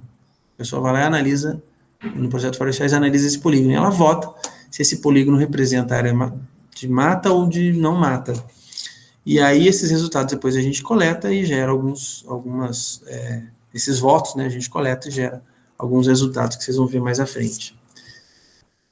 Então, vamos lá. O Forest Eyes, ele está hoje hospedado na plataforma Zooniverse, como eu disse para vocês. Já teve 6 campanhas oficiais, deve ter mais, espero, mas já teve 6 campanhas oficiais. Essas campanhas variaram naquilo que a gente queria detectar, então inicialmente a gente mandava uma área inteira, depois a gente começou a colocar uma máscara na região que a gente já sabia que do ano anterior tinha ocorrido desmatamento, e aí a gente cobria aquela região e falava para o voluntário só olhar na região nova, que não estava coberto, porque a gente queria detectar desmatamento recente, que foi a maior dificuldade nossa. A gente mudou a forma de fazer a segmentação, a gente mudou a forma de visualizar, para dar um maior acerto, para facilitar, para ficar mais user-friendly, né, e para dar mais informações para o voluntário conseguir votar de forma mais correta. Foram vários experimentos e a gente coletou alguns resultados ao longo desses experimentos. Então, por exemplo, hoje em dia a gente segmenta a imagem, a gente usa um método específico para segmentar, chamado Slick. O que é segmentar, gente? É cortar a imagem em pedacinho. Então, imagina que você tem essa imagem aqui, ó, eu quero segmentar ela, eu quero criar pedacinhos dela. Mas esses pedacinhos, a ideia é que eles acompanhem mais ou menos, as regiões que têm padrões semelhantes. Então, o Slick, ele vai transformando a imagem de acordo com os seus parâmetros, e ele tenta, de alguma maneira, fazer um fitting entre regiões que mudam de padrão, né? Isso já ajuda pra caramba aí nessa segmentação da imagem. A gente mediu a qualidade da segmentação, a gente usou o Slick, usou uma variação do Slick desenvolvido no Brasil aí para o pessoal do Unicamp, que a gente começou a medir, inclusive, taxa de homogeneidade, né? O que é taxa de homogeneidade? Como a gente sabe a verdade, a gente queria saber o seguinte, se esse segmentador é tão bom ou ruim. Ou seja, se os segmentos que ele cria, os pixels que estão dentro desse segmento, que é uma área, né, um polígono que tem um monte de pixel dentro, e todo irregular. Se esses pixels que estão dentro, eles pertencem, na maioria das vezes, a ideia é que fosse mais de 70%, a uma determinada classe, já que a gente sabia a verdade. E a gente encontrou alguns resultados interessantes. Então, a gente criou essa taxa de homogeneidade aqui, né? E aí a gente consegue medir, por exemplo, o número de pixels, o número de pixels que pertence, por exemplo, à floresta, ou o número de pixels que pertence à não floresta, dividido pela quantidade total de número de pixels, a gente tinha uma taxa, né? Se a maioria era de não floresta, dividido pela quantidade total de pontos, a gente sabe quantos de não floresta da classe majoritária tem de pixel daquele segmento. E aí a gente encontrou, né? Dividiu por faixas, por exemplo, né? Então a gente percebe que para os segmentadores nas diversas campanhas, quando a gente tem uma taxa de homogeneidade acima de 70%, isso aconteceu com, na grande maioria das vezes, mais de 80% dos segmentos determinados. São mais de 80% dos segmentos, pouco mais mesmo, mais de 83%, no mínimo 83%, mais de 83% dos segmentos, as diversas campanhas que foram feitas, os pixels dentro de um segmento, eles representavam a maioria em mais de 70% dos pixels majoritários, que era bom, que é exatamente o que a gente queria para saber se o segmentador foi, de fato, eficiente. E aí a gente mandou para os voluntários, né? A gente tem um monte de campanha, que vocês estão vendo aqui, esses workflows são as campanhas de 2013, 2016, 2013 é a época que a gente pegou a imagem, não é que foi feita em 2013, não foi recente, mas é a época que a gente pegou a imagem, enfim. Era só um teste, né? Obviamente, ainda uma fase de validação. E aí a gente percebeu que no universo a gente tem voluntário registrado e voluntário não registrado. Os voluntários registrados, eles respondem muito mais tarefa do que os voluntários anônimos, né? Então, para cada campanha, por exemplo, vou pegar as últimas aqui, ó. Vamos pegar a última campanha, que foi esse Mask Slick, eu explico o que é Mask Slick daqui a pouco. Então, por exemplo, a gente tinha só 92 tarefas, são 92 imagens, onde cada uma dessas imagens tem um segmento a ser analisado numa determinada região da imagem. A gente recebeu, por exemplo, mais de 1.400 respostas. Cada voluntário pode ter votado um monte de segmentos, um monte de tarefas, mas a gente recebeu mais de 1.400 respostas, onde a quantidade de voluntários registrados eram 26 e só 2 anônimos, né? A quantidade de voluntários registrados responderam 1.476 e os anônimos só 5 respostas. Então, sempre os anônimos respondiam muito pouco. Os voluntários são, de fato, registrados, eles são ranqueados dentro dos universos. Isso a gente percebeu também. E a quantidade de respostas que a gente recebeu é bastante, né? Se vocês olharem aqui ao longo das campanhas, né? Se forem somar tudo, tem uma quantidade razoável de votos aqui, de contribuições voluntárias que a gente recebeu, né? Então, se a gente fosse somar aqui rapidamente aqui, vocês veriam que, sei lá, 30 mil aqui, só levemente somando mais 30 mil aqui, já são 60 mil, 78 mil, aproximadamente mais, na verdade foi mais que isso, foi mais de 80 mil contribuições voluntárias, de diferentes voluntários. Então, a plataforma, de fato, os universos, para quem quer colocar um trabalho dessa natureza, eu, de fato, recomendo. A gente analisou, por exemplo, a convergência das respostas. A gente deixava lá os voluntários votarem, diferentes voluntários votarem na mesma tarefa por até 15 vezes, ou seja, para cada imagem eu tinha 15 contribuições de 15 diferentes voluntários, certo? Isso a plataforma provê. E a gente queria saber, a gente sabe a resposta com 15 e a gente queria saber o seguinte, tá, com menos resposta, cortando a análise em instantes anteriores, por exemplo, com 5 respostas, com 7, com 9 respostas, cortando antes a análise, dizendo o seguinte, qual é a convergência com o resultado final de 15 respostas? Qual a convergência com 9 respostas em relação a 15 respostas que a convergência se encaminhou para um estado final que a gente considerou como verdade? Então, a gente viu o seguinte, que, por exemplo, com pelo menos 5 respostas, já com 5 respostas, os resultados voluntários já eram praticamente 90% de acerto em relação ao que você tinha com 15. com 15 tarefas. Não é que a tarefa estava certa, é o seguinte, existe uma resposta que é obtida a partir da maioria, com 15 respostas. Por exemplo, é floresta, é não floresta, ou é indefinido, para uma determinada tarefa. E para a gente chegar a essa resposta, coletou-se 15 votos de 15 diferentes voluntários, que selecionaram opções diferentes. O que eu disse aqui é o seguinte, que com apenas 5 desses 15, 1/3 desses 15 votos, se você pegar o resultado desses 5 votos, você já tem aproximadamente 90% das vezes você concorda com o resultado com 15 votos. Nem precisava chegar tão longe assim. Né? Enfim, depois a gente vai medir o seguinte, qual é a... Álvaro, desculpa, fiquei curioso, você pode voltar um slide? Claro. Na sua última linha, última coluna, você piorou, né, quando aumentou o número de votos. Alguns casos, sim. Deixa eu ver aqui, em relação a... com 5? Na última linha, última coluna ali, com 13 votos, de 11 para 13, teve uma piora. Né? Teve uma piora. Acontece, né? Quer dizer, você teve mais votos e esses votos que entraram, eles pioraram o resultado. Por alguma razão, esses 2 votos a mais aí, eles fizeram a diferença no sentido de que votaram de maneira distinta ao que a maioria escolheu com 15 votos. Não, mas ficou claro. Mas aconteceu mesmo. Não é o que se espera, mas não é impossível, não. Não é impossível. Aconteceu. Mas assim, só dando continuidade, eu acho que eu vou ter que em algum momento segurar um pouco, se não ficar muito maçante, mas aqui a gente montou algumas verdades, né? Que são verdades. A gente queria saber a acurácia do voluntário, porque até então, ó, que vocês viram aqui, não é que o voluntário acertou ou não. Aqui só diz respeito à resposta da maioria, é o consenso. É a convergência em relação ao consenso. Agora, a partir daqui, a gente quer saber o seguinte, em relação ao que se sabe sobre o desmatamento da Amazônia em função do PRODES, qual é a acurácia dos voluntários, né? Então, a gente tinha a classificação do PRODES, uma determinada região de interesse dentro da Amazônia. A gente binarizou isso, porque o PRODES tinha várias classes, né? É desmatamento antigo, é desmatamento de 2012, é de 2013, não, tudo desmatamento, enfim. Mandamos essas diferentes imagens para os voluntários, vamos ver quanto que eles acertam, né? E aí a gente criou uma imagem binarizada, essa imagem binarizada é por pixel, então a gente tem cada pixel ali, se ele mata ou não mata, se foi desmatado ou não, enfim. E a gente criou também algumas verdades, que é o seguinte,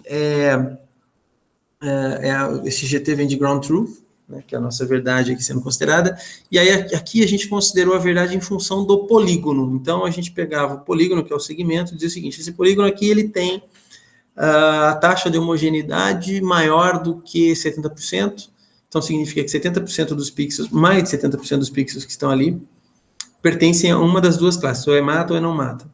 Não importa se um pouquinho do segmento tem um pouquinho de pixels aqui de uma classe ou de uma categoria diferente. Paciência. Basta que ele tenha mais de 70%. Então, aí a gente considerava o segmento como um todo, a gente considerava todo o segmento de uma determinada categoria. E aí a gente ia ver como que o voluntário respondia em relação a essa verdade do segmento.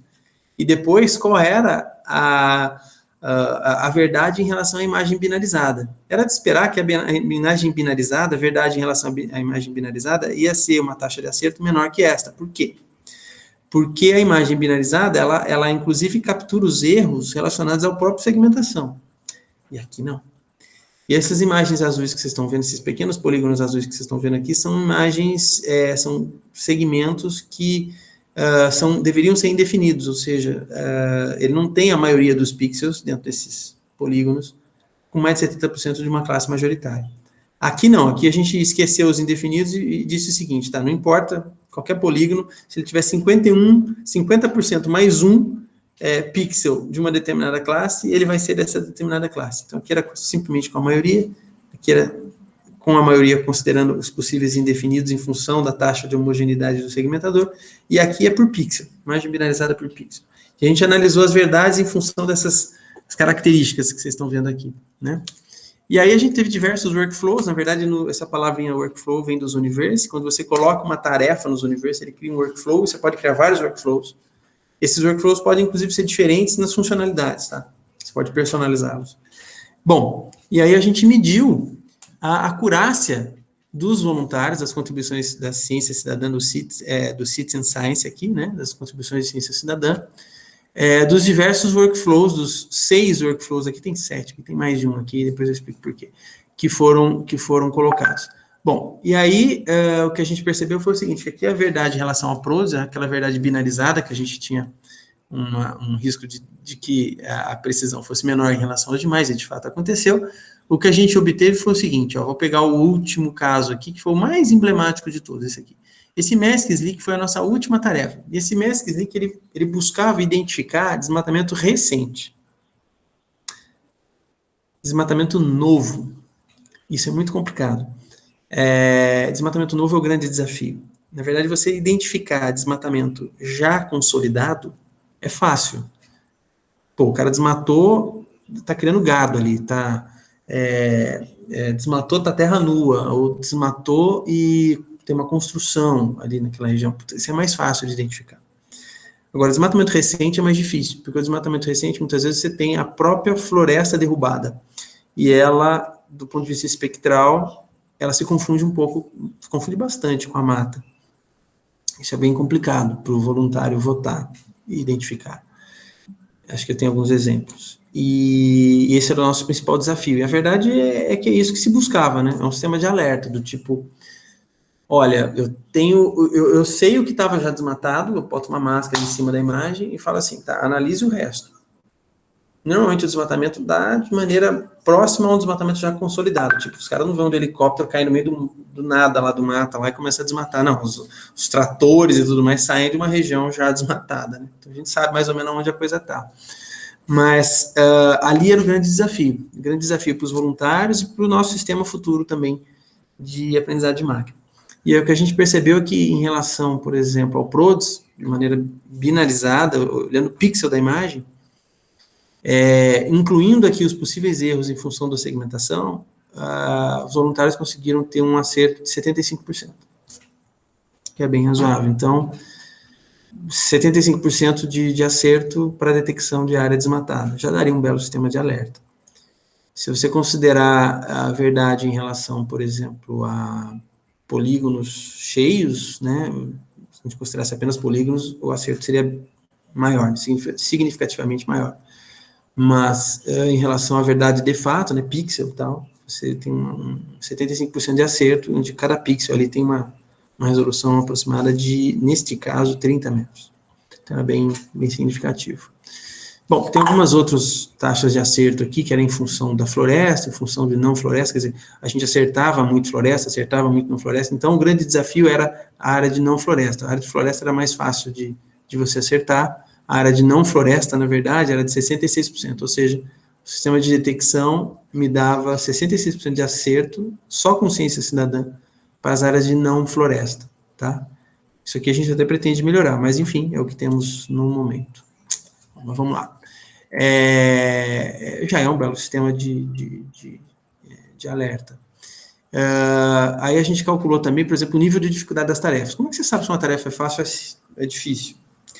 Normalmente em função da entropia, ou seja, se vários voluntários concordam numa mesma tarefa, concordam com a solução, teoricamente essa tarefa é tarefa fácil de resolver. Agora, quando há uma grande discrepância de respostas, essa tarefa tende a ser mais difícil. Aí a gente calculou uma entropia, tá? Tem toda uma forma para isso.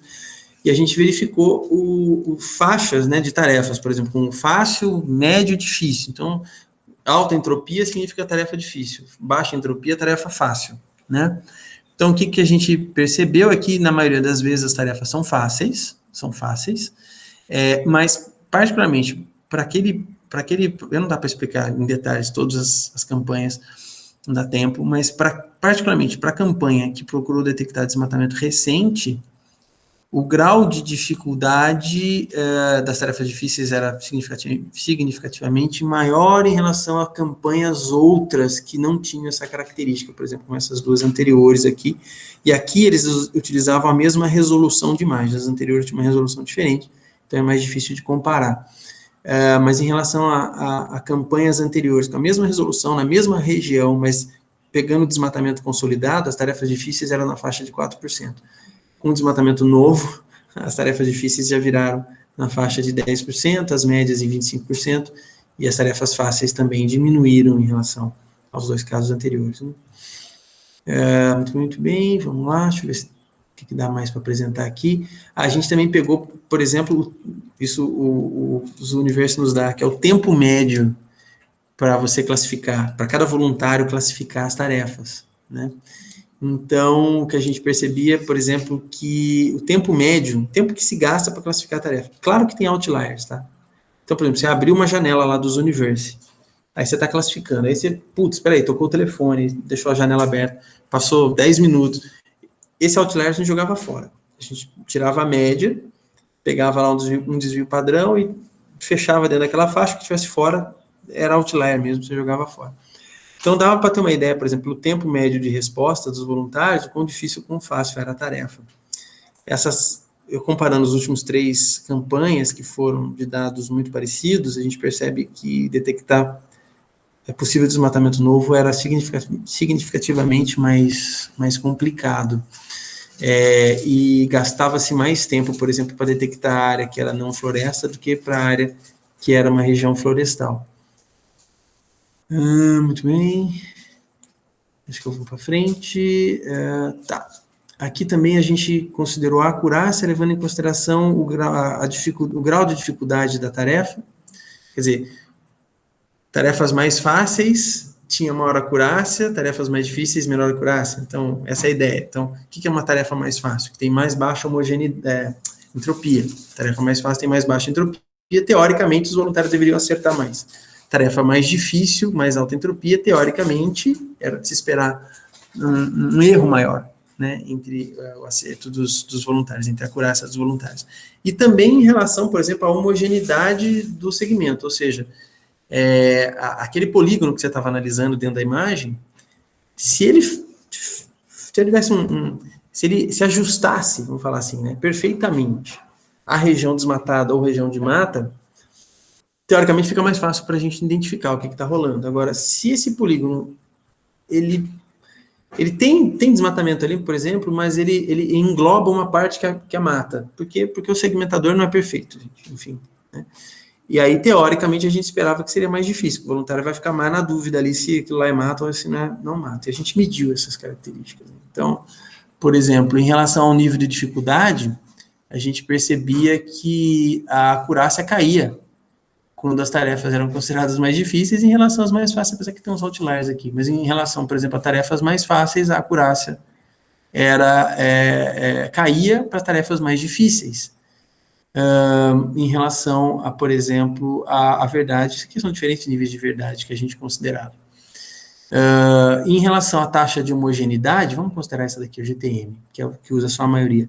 Em relação à taxa de homogeneidade, então, o que a gente percebeu é o seguinte, que os usuários acertavam mais, na maioria das vezes, quando o segmento era mais perfeito, quando ele se ajustava melhor aos padrões existentes na imagem.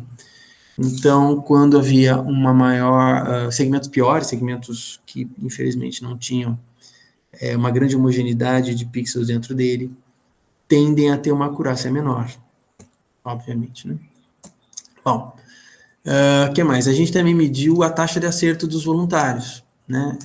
Então, a taxa chamada hit rate, e a gente conseguiu medir os voluntários, então a gente criou uma fórmula aqui para ranquear voluntário, né? Então, esse ranqueamento voluntário era em função da quantidade de respostas que ele dava e da quantidade de consenso que ele obtinha, ou seja, se ele votava com a maioria.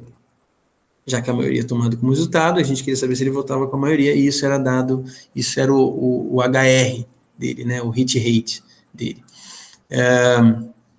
E isso nos dava também um score, esse VS, Volunteer Score, aqui, esse score do voluntário, que era uma pontuação que a gente tinha para determinados voluntários, e a gente descobriu quem era o cara que mais acertava, e conseguiu descobrir quem era o cara que mais errava, e a quantidade e os voluntários registrados votaram muito melhor que os voluntários não registrados.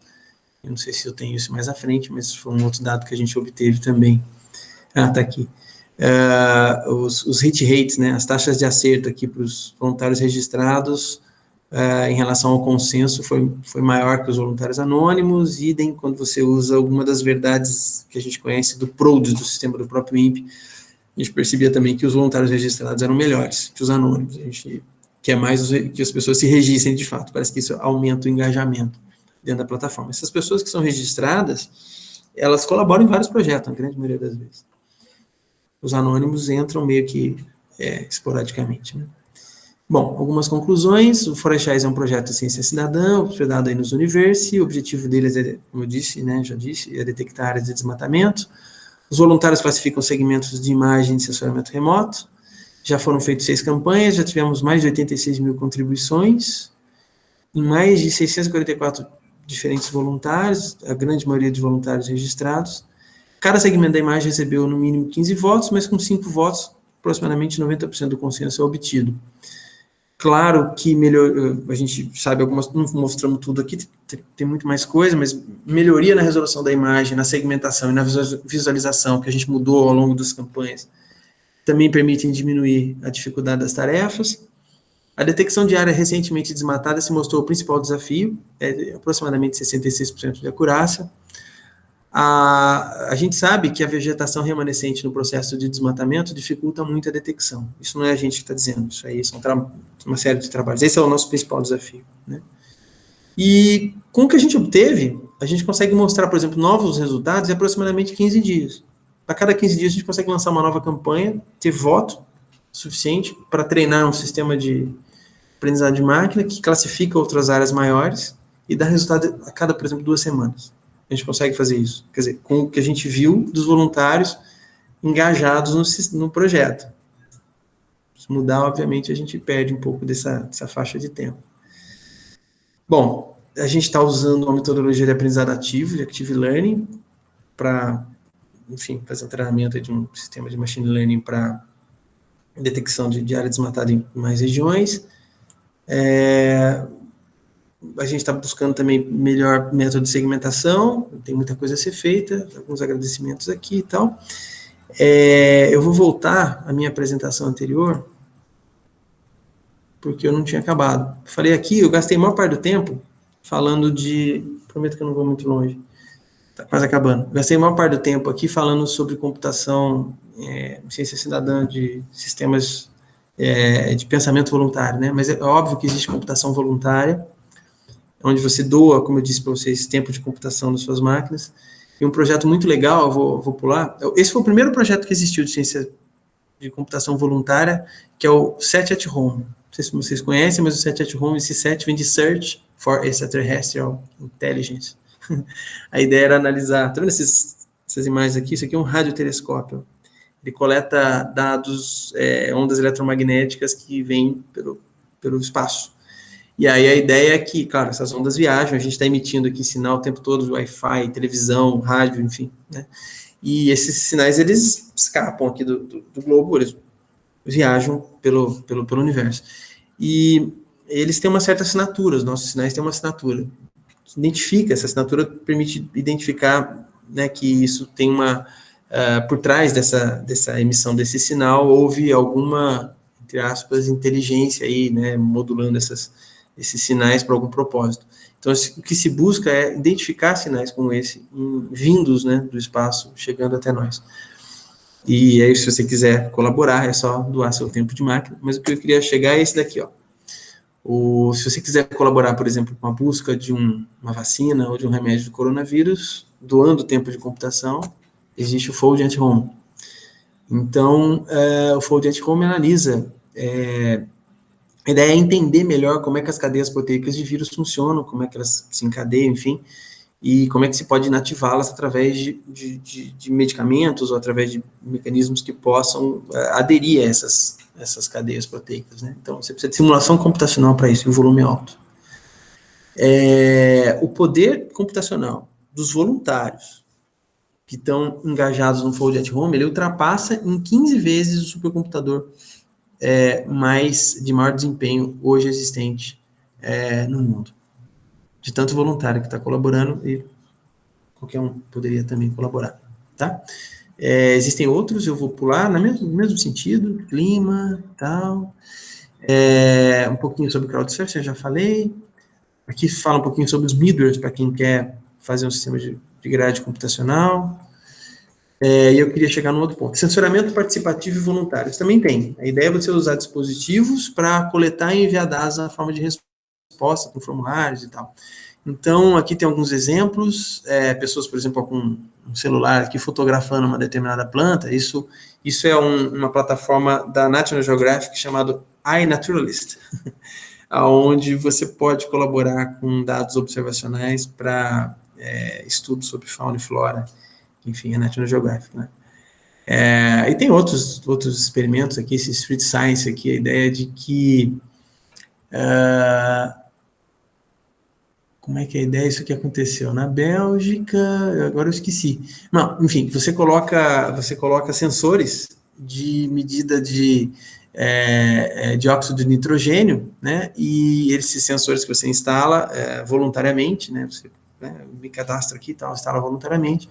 Ele consegue te dar, por exemplo, medidas relativas à poluição do ar, né? Então, aqui não é um dispositivo que você carrega, mas que você pode obter voluntariamente para colaborar com o projeto.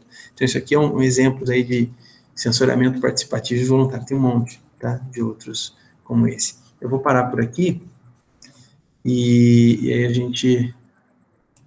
Vou parar por aqui, parar de apresentar. Você está Abrimos para as perguntas? Abrimos. Peraí, eu tenho que parar de apresentar e eu não estou entendendo aqui o que eu faço. Parar para apresentar... Ué. Não, aí não. É na sua... normalmente na janela... Bom, era para estar mostrando... Era para estar. Peraí que eu derrubo a apresentação daqui. É que eu escondi aquela barrinha que permitiu eu parar de apresentar. Isso deveria estar aqui embaixo, né? Não sei o que aconteceu. Pronto, derrubei. Ok, obrigado. Beleza. Álvaro, bom, eu queria lançar um desafio para os alunos, que é dar exemplos de aplicações similares no dia a dia, né, que a gente pudesse fazer essa computação voluntária, essa colaboração. Mas eu deixo o desafio aí pendente. Como é que é o mesmo nome do sistema do INPE que você usa como referência de verdade? É o PRODES. Ele pega só o ambiente da Amazônia, né? A Amazônia Legal brasileira. Tá. Minha primeira pergunta era fazer algo parecido com Mata Atlântica, com Cerrado. É o que a gente quer. O que a gente queria? O que a gente quer? A gente vai ter que fazer, na verdade, eu até prometi isso no projeto lá do Intercity, mas a ideia por exemplo, isso foi até o coordenador lá, o Fábio Kuhn, que gostaria. É você, por exemplo, tentar monitorar a área de nascentes de rio, porque é muito importante para a conservação, né? Então, por exemplo, existe degradação muito próxima de rios e especialmente de nascente de rios com invasão urbana. Legal. Infelizmente, realmente essa é uma aplicação relevante, né? Infelizmente acontece. São comunidades não é única, mas na grande maioria das vezes infelizmente, são invasões de comunidades de poder aquisitivo bem baixo, são às vezes até favelas que se formam nessas regiões e acabam trazendo um grande problema para esses nascedores. A questão fundamental aí é o dado, né? A imagem, né? Será que tem isso mapeado hoje? A mesma imagem que a gente obtém para a floresta amazônica, ele também passa por essas regiões. O Landsat ele não é exclusivo, na verdade, nem é um satélite nosso, né? Ele é um satélite americano. E ele não mas o PRODES ele só cuida da Amazônia. Então você não referência, né? Não, você não tem a verdade. Então, qual que é a ideia? Você valida com o que você tem, e aí, a partir do momento que você sabe o que funciona, você tenta estimar isso para o restante. É claro que daí você não tem a verdade. Você não tem. Você não tem para dizer assim, quanto que os voluntários acertaram. Então, vamos supor que você tem 2 instantes de imagens diferentes, que seria o ideal, né? Você, por exemplo, você pega uma imagem de 2019 ou 2020, que seja, e pega uma imagem de 3 anos atrás. É claro que elas têm diferenças, elas podem ser imagens mais ou menos da mesma época, porque espectralmente isso muda, enfim, mas é claro que elas têm diferenças. E será que a gente consegue detectar essas diferenças? Por exemplo, a gente sabe que a gente está analisando uma determinada região, né? Mata Atlântica, uma região de... Aliás, Mata Atlântica tem alguns projetos aí que fazem medidas. Não oficiais, não tem nenhum governamental, mas tem o SOS Mata Atlântica, tem um monte de projetos aí que poderia ser utilizado. Eu acho que podia entrar em contato, né, agência de águas, também tinha pensado o no DAE, Mata Atlântica. o DAE, a Agência de Águas e Energia Elétrica, deve ter algum dado. Então, isso eu fiquei de realizar. Eu tinha até uma aluna que tinha começado o trabalho, mas não continuou. Teoricamente, a gente consegue uma bolsa de iniciação científica para isso. Então, fica até lançado o convite. Aí tem algumas pessoas aí, enfim. Deixa eu fica fazer até lançado. uma outra quiser pergunta. participar, manda um e-mail aí para a gente conversar. Uma outra pergunta meio rápida. Essa questão da facilidade, dificuldade, eu fiquei imaginando numa questão subjetiva do ambiente que o usuário tem para tela mesmo, né? A qualidade da tela que ele tem para olhar aquilo e avaliar, né? Tem uns aspectos difíceis de mapear, né?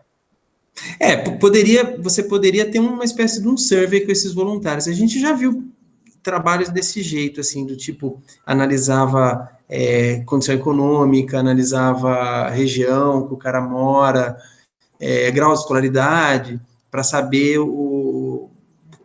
se acerta mais. Um padrão, né? Se tinha algum padrão ali. Tem, mas não era nosso foco ali, mas a gente encontrou o trabalho desse. E aí poderia ter, por exemplo, assim, que tipo de recurso que você está olhando? Você está analisando, por exemplo, o celular? Você está usando smartphone? Você está usando tablet? Você está usando computador? Você está usando desktop, notebook? Qual o tamanho da sua tela? Alguma coisa assim. Porque qualidade da tela é difícil, né? Mas qual o tamanho da sua tela e tal? Talvez isso ajudasse. Mas daí tem que ser uma espécie de um survey, entendeu? Você tem que pegar esses voluntários. Acho que os universidades até têm... A gente não fez nada disso, mas acho que até tem. Por exemplo, assim, você não sabe quem são os voluntários, mas você pode mandar surveys para ele, possivelmente. Então, mandar surveys para esse voluntário, dizendo ele que participou do seu projeto, dizendo o seguinte: quando você participou do meu projeto, se você lembrar disso, mas quando você participou do projeto, você usou que tipo de dispositivo? Você usou smartphone? Hoje eu tenho a impressão que boa parte é smartphone. Você usou smartphone... Era interessante saber, né, se os erros estavam mapeados num grupo com uma tela pior e tal. Álvaro, tem uma pergunta da Gisele aí no chat. Eu vi. Se algum tipo de Zooniverse para se usar como IBGE, estatística, voluntário responder, deixa eu ver se eu entendi, mas a ideia é que se levantar o número correto sobre assuntos sociais, saúde, educação, tal, classe social, poderia ser feito, obviamente que sim, mas não conheço. Seria assim, uma espécie de coleta voluntária. Por exemplo, hoje tem sistemas de coleta voluntária para o Covid, né? Você diz que você foi contaminado, né? Você disse que você foi contaminado, você foi onde você mora, e aí ele constrói um mapa ali dizendo o seguinte: está verificando uma determinada rua, X pessoas aqui disseram que tiveram sintomas ou que foram positivadas, sintomas compatíveis ou positivados em função do Covid. Mas, assim, do IBGE teria que contar com a colaboração, né? E aí tem um problema que você não tem a verificação do Wisdom of Ground, você não vai ter isso, porque daí você tem que contar com que cada, sei lá, chefe de família ou representante da família, não sei como dizer isso. Alguém tem a confiabilidade, né? A confiabilidade dessa informação obtida, ela é difícil a averiguação. É difícil, porque daí o IBGE ele coleta esses dados através de um usuário, né? Uma pessoa especializada. O cara vai lá, hoje em dia com tablet e tal, vai lá e assinar lá o que a pessoa, né, os dados socioeconômicos que são medidos, mas aí você confia que o voluntário nada, né? Que o cara pago para isso, ele está respondendo de acordo com o que a pessoa entrevistada está falando. Bom. Não sei, se bem que tem erro também no IBGE, né? É que eu acho que as pessoas talvez se sintam mais intimidadas a dar informação errada na sua frente.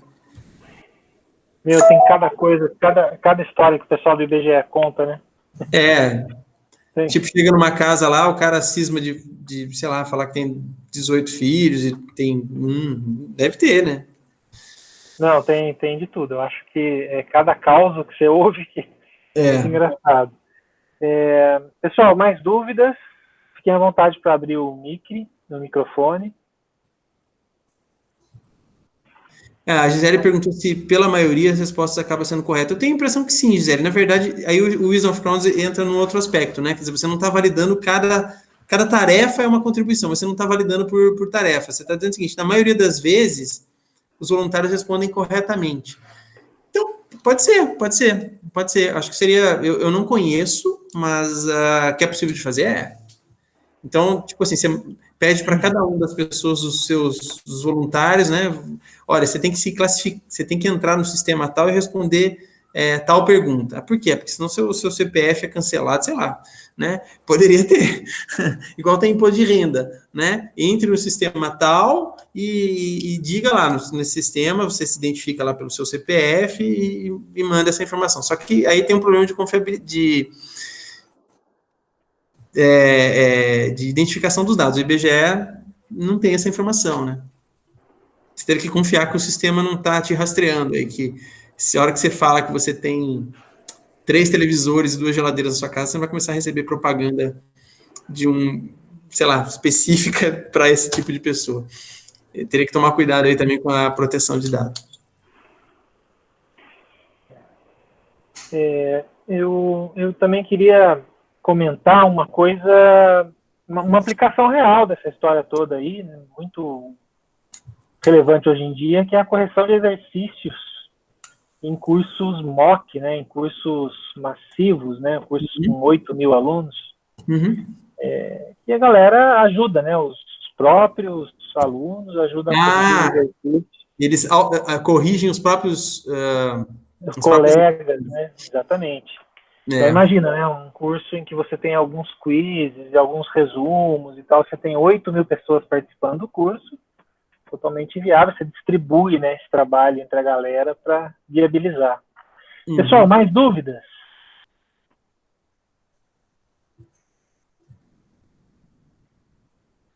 Mais dúvidas?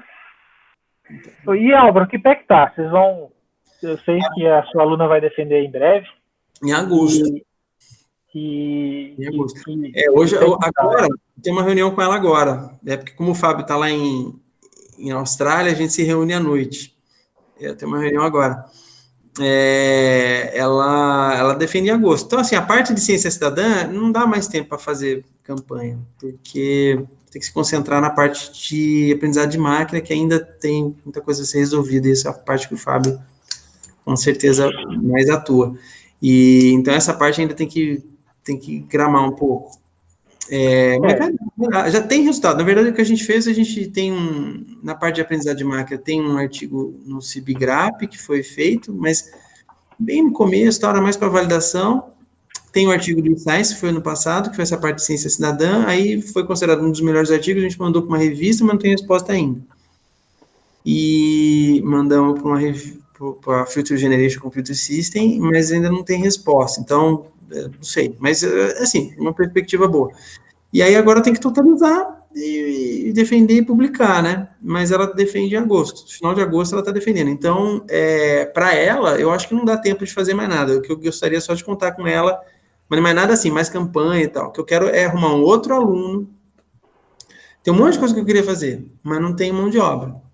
Então, eu queria arrumar um outro aluno, aluna, algum colaborador que pudesse me ajudar nesse sentido de fazer, por exemplo, para a Mata Atlântica, fazer, por exemplo, experimento para a região floresta urbana.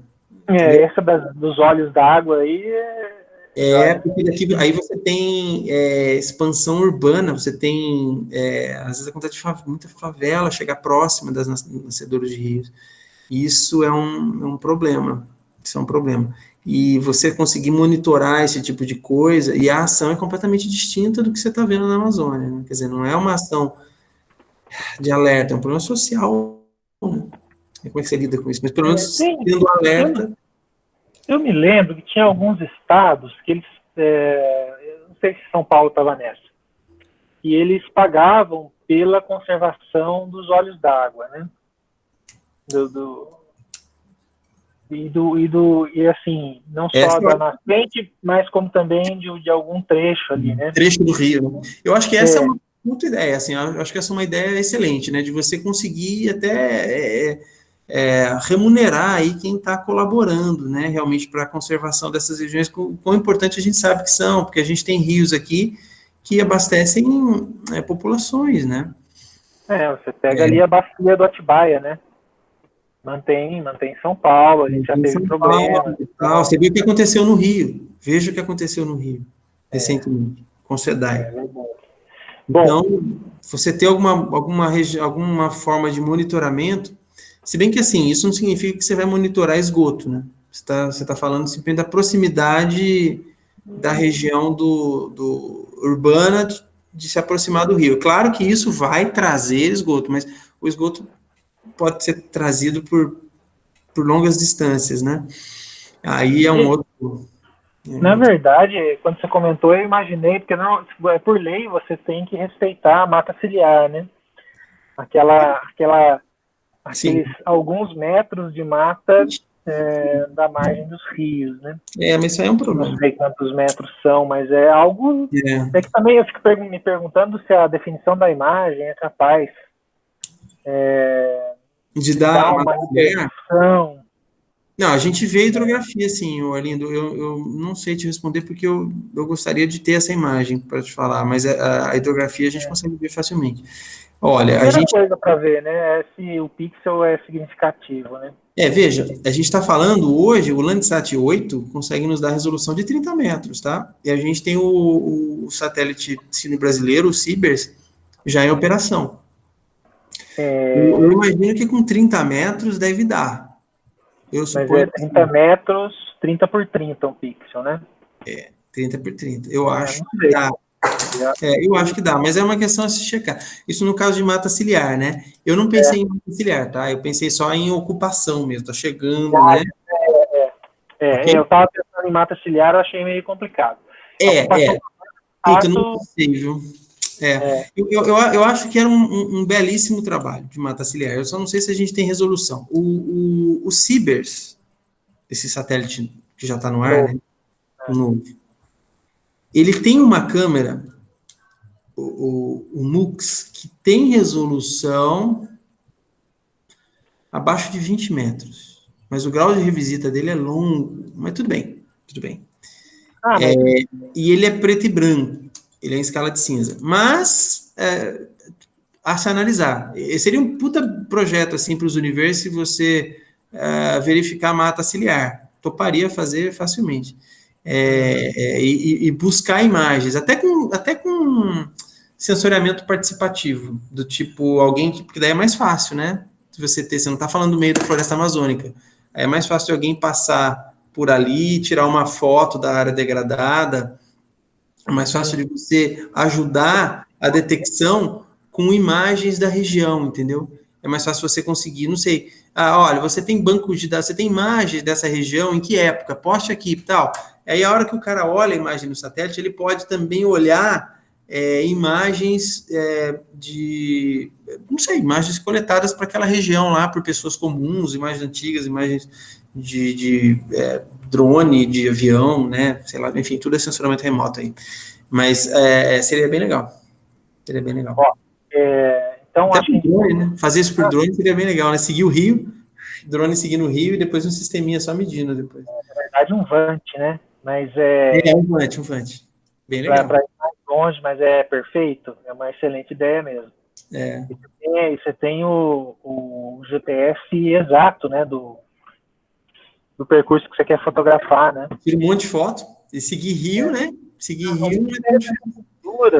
O Ministério da Agricultura tem um cadastro muito preciso do número de nascentes. Eu acho que é um projeto bem legal mesmo. Ô, Álvaro, a gente precisa, infelizmente, encerrar. Sim. Pessoal, alguém Eu quer também. um ultimíssimo comentário? Acho que não, né? Ninguém se manifestou nos últimos 5 minutos. Então, também, eu acho que eu devia ter falado um pouco menos para dar mais tempo também, ficou um pouco longo, tinha muita coisa, enfim, mas acho que deu para passar a ideia. Não, foi bem interessante, a mensagem devidamente transmitida. Bom, Álvaro, agradeço, vamos encerrar por aqui, mas... Beleza. Então, valeu.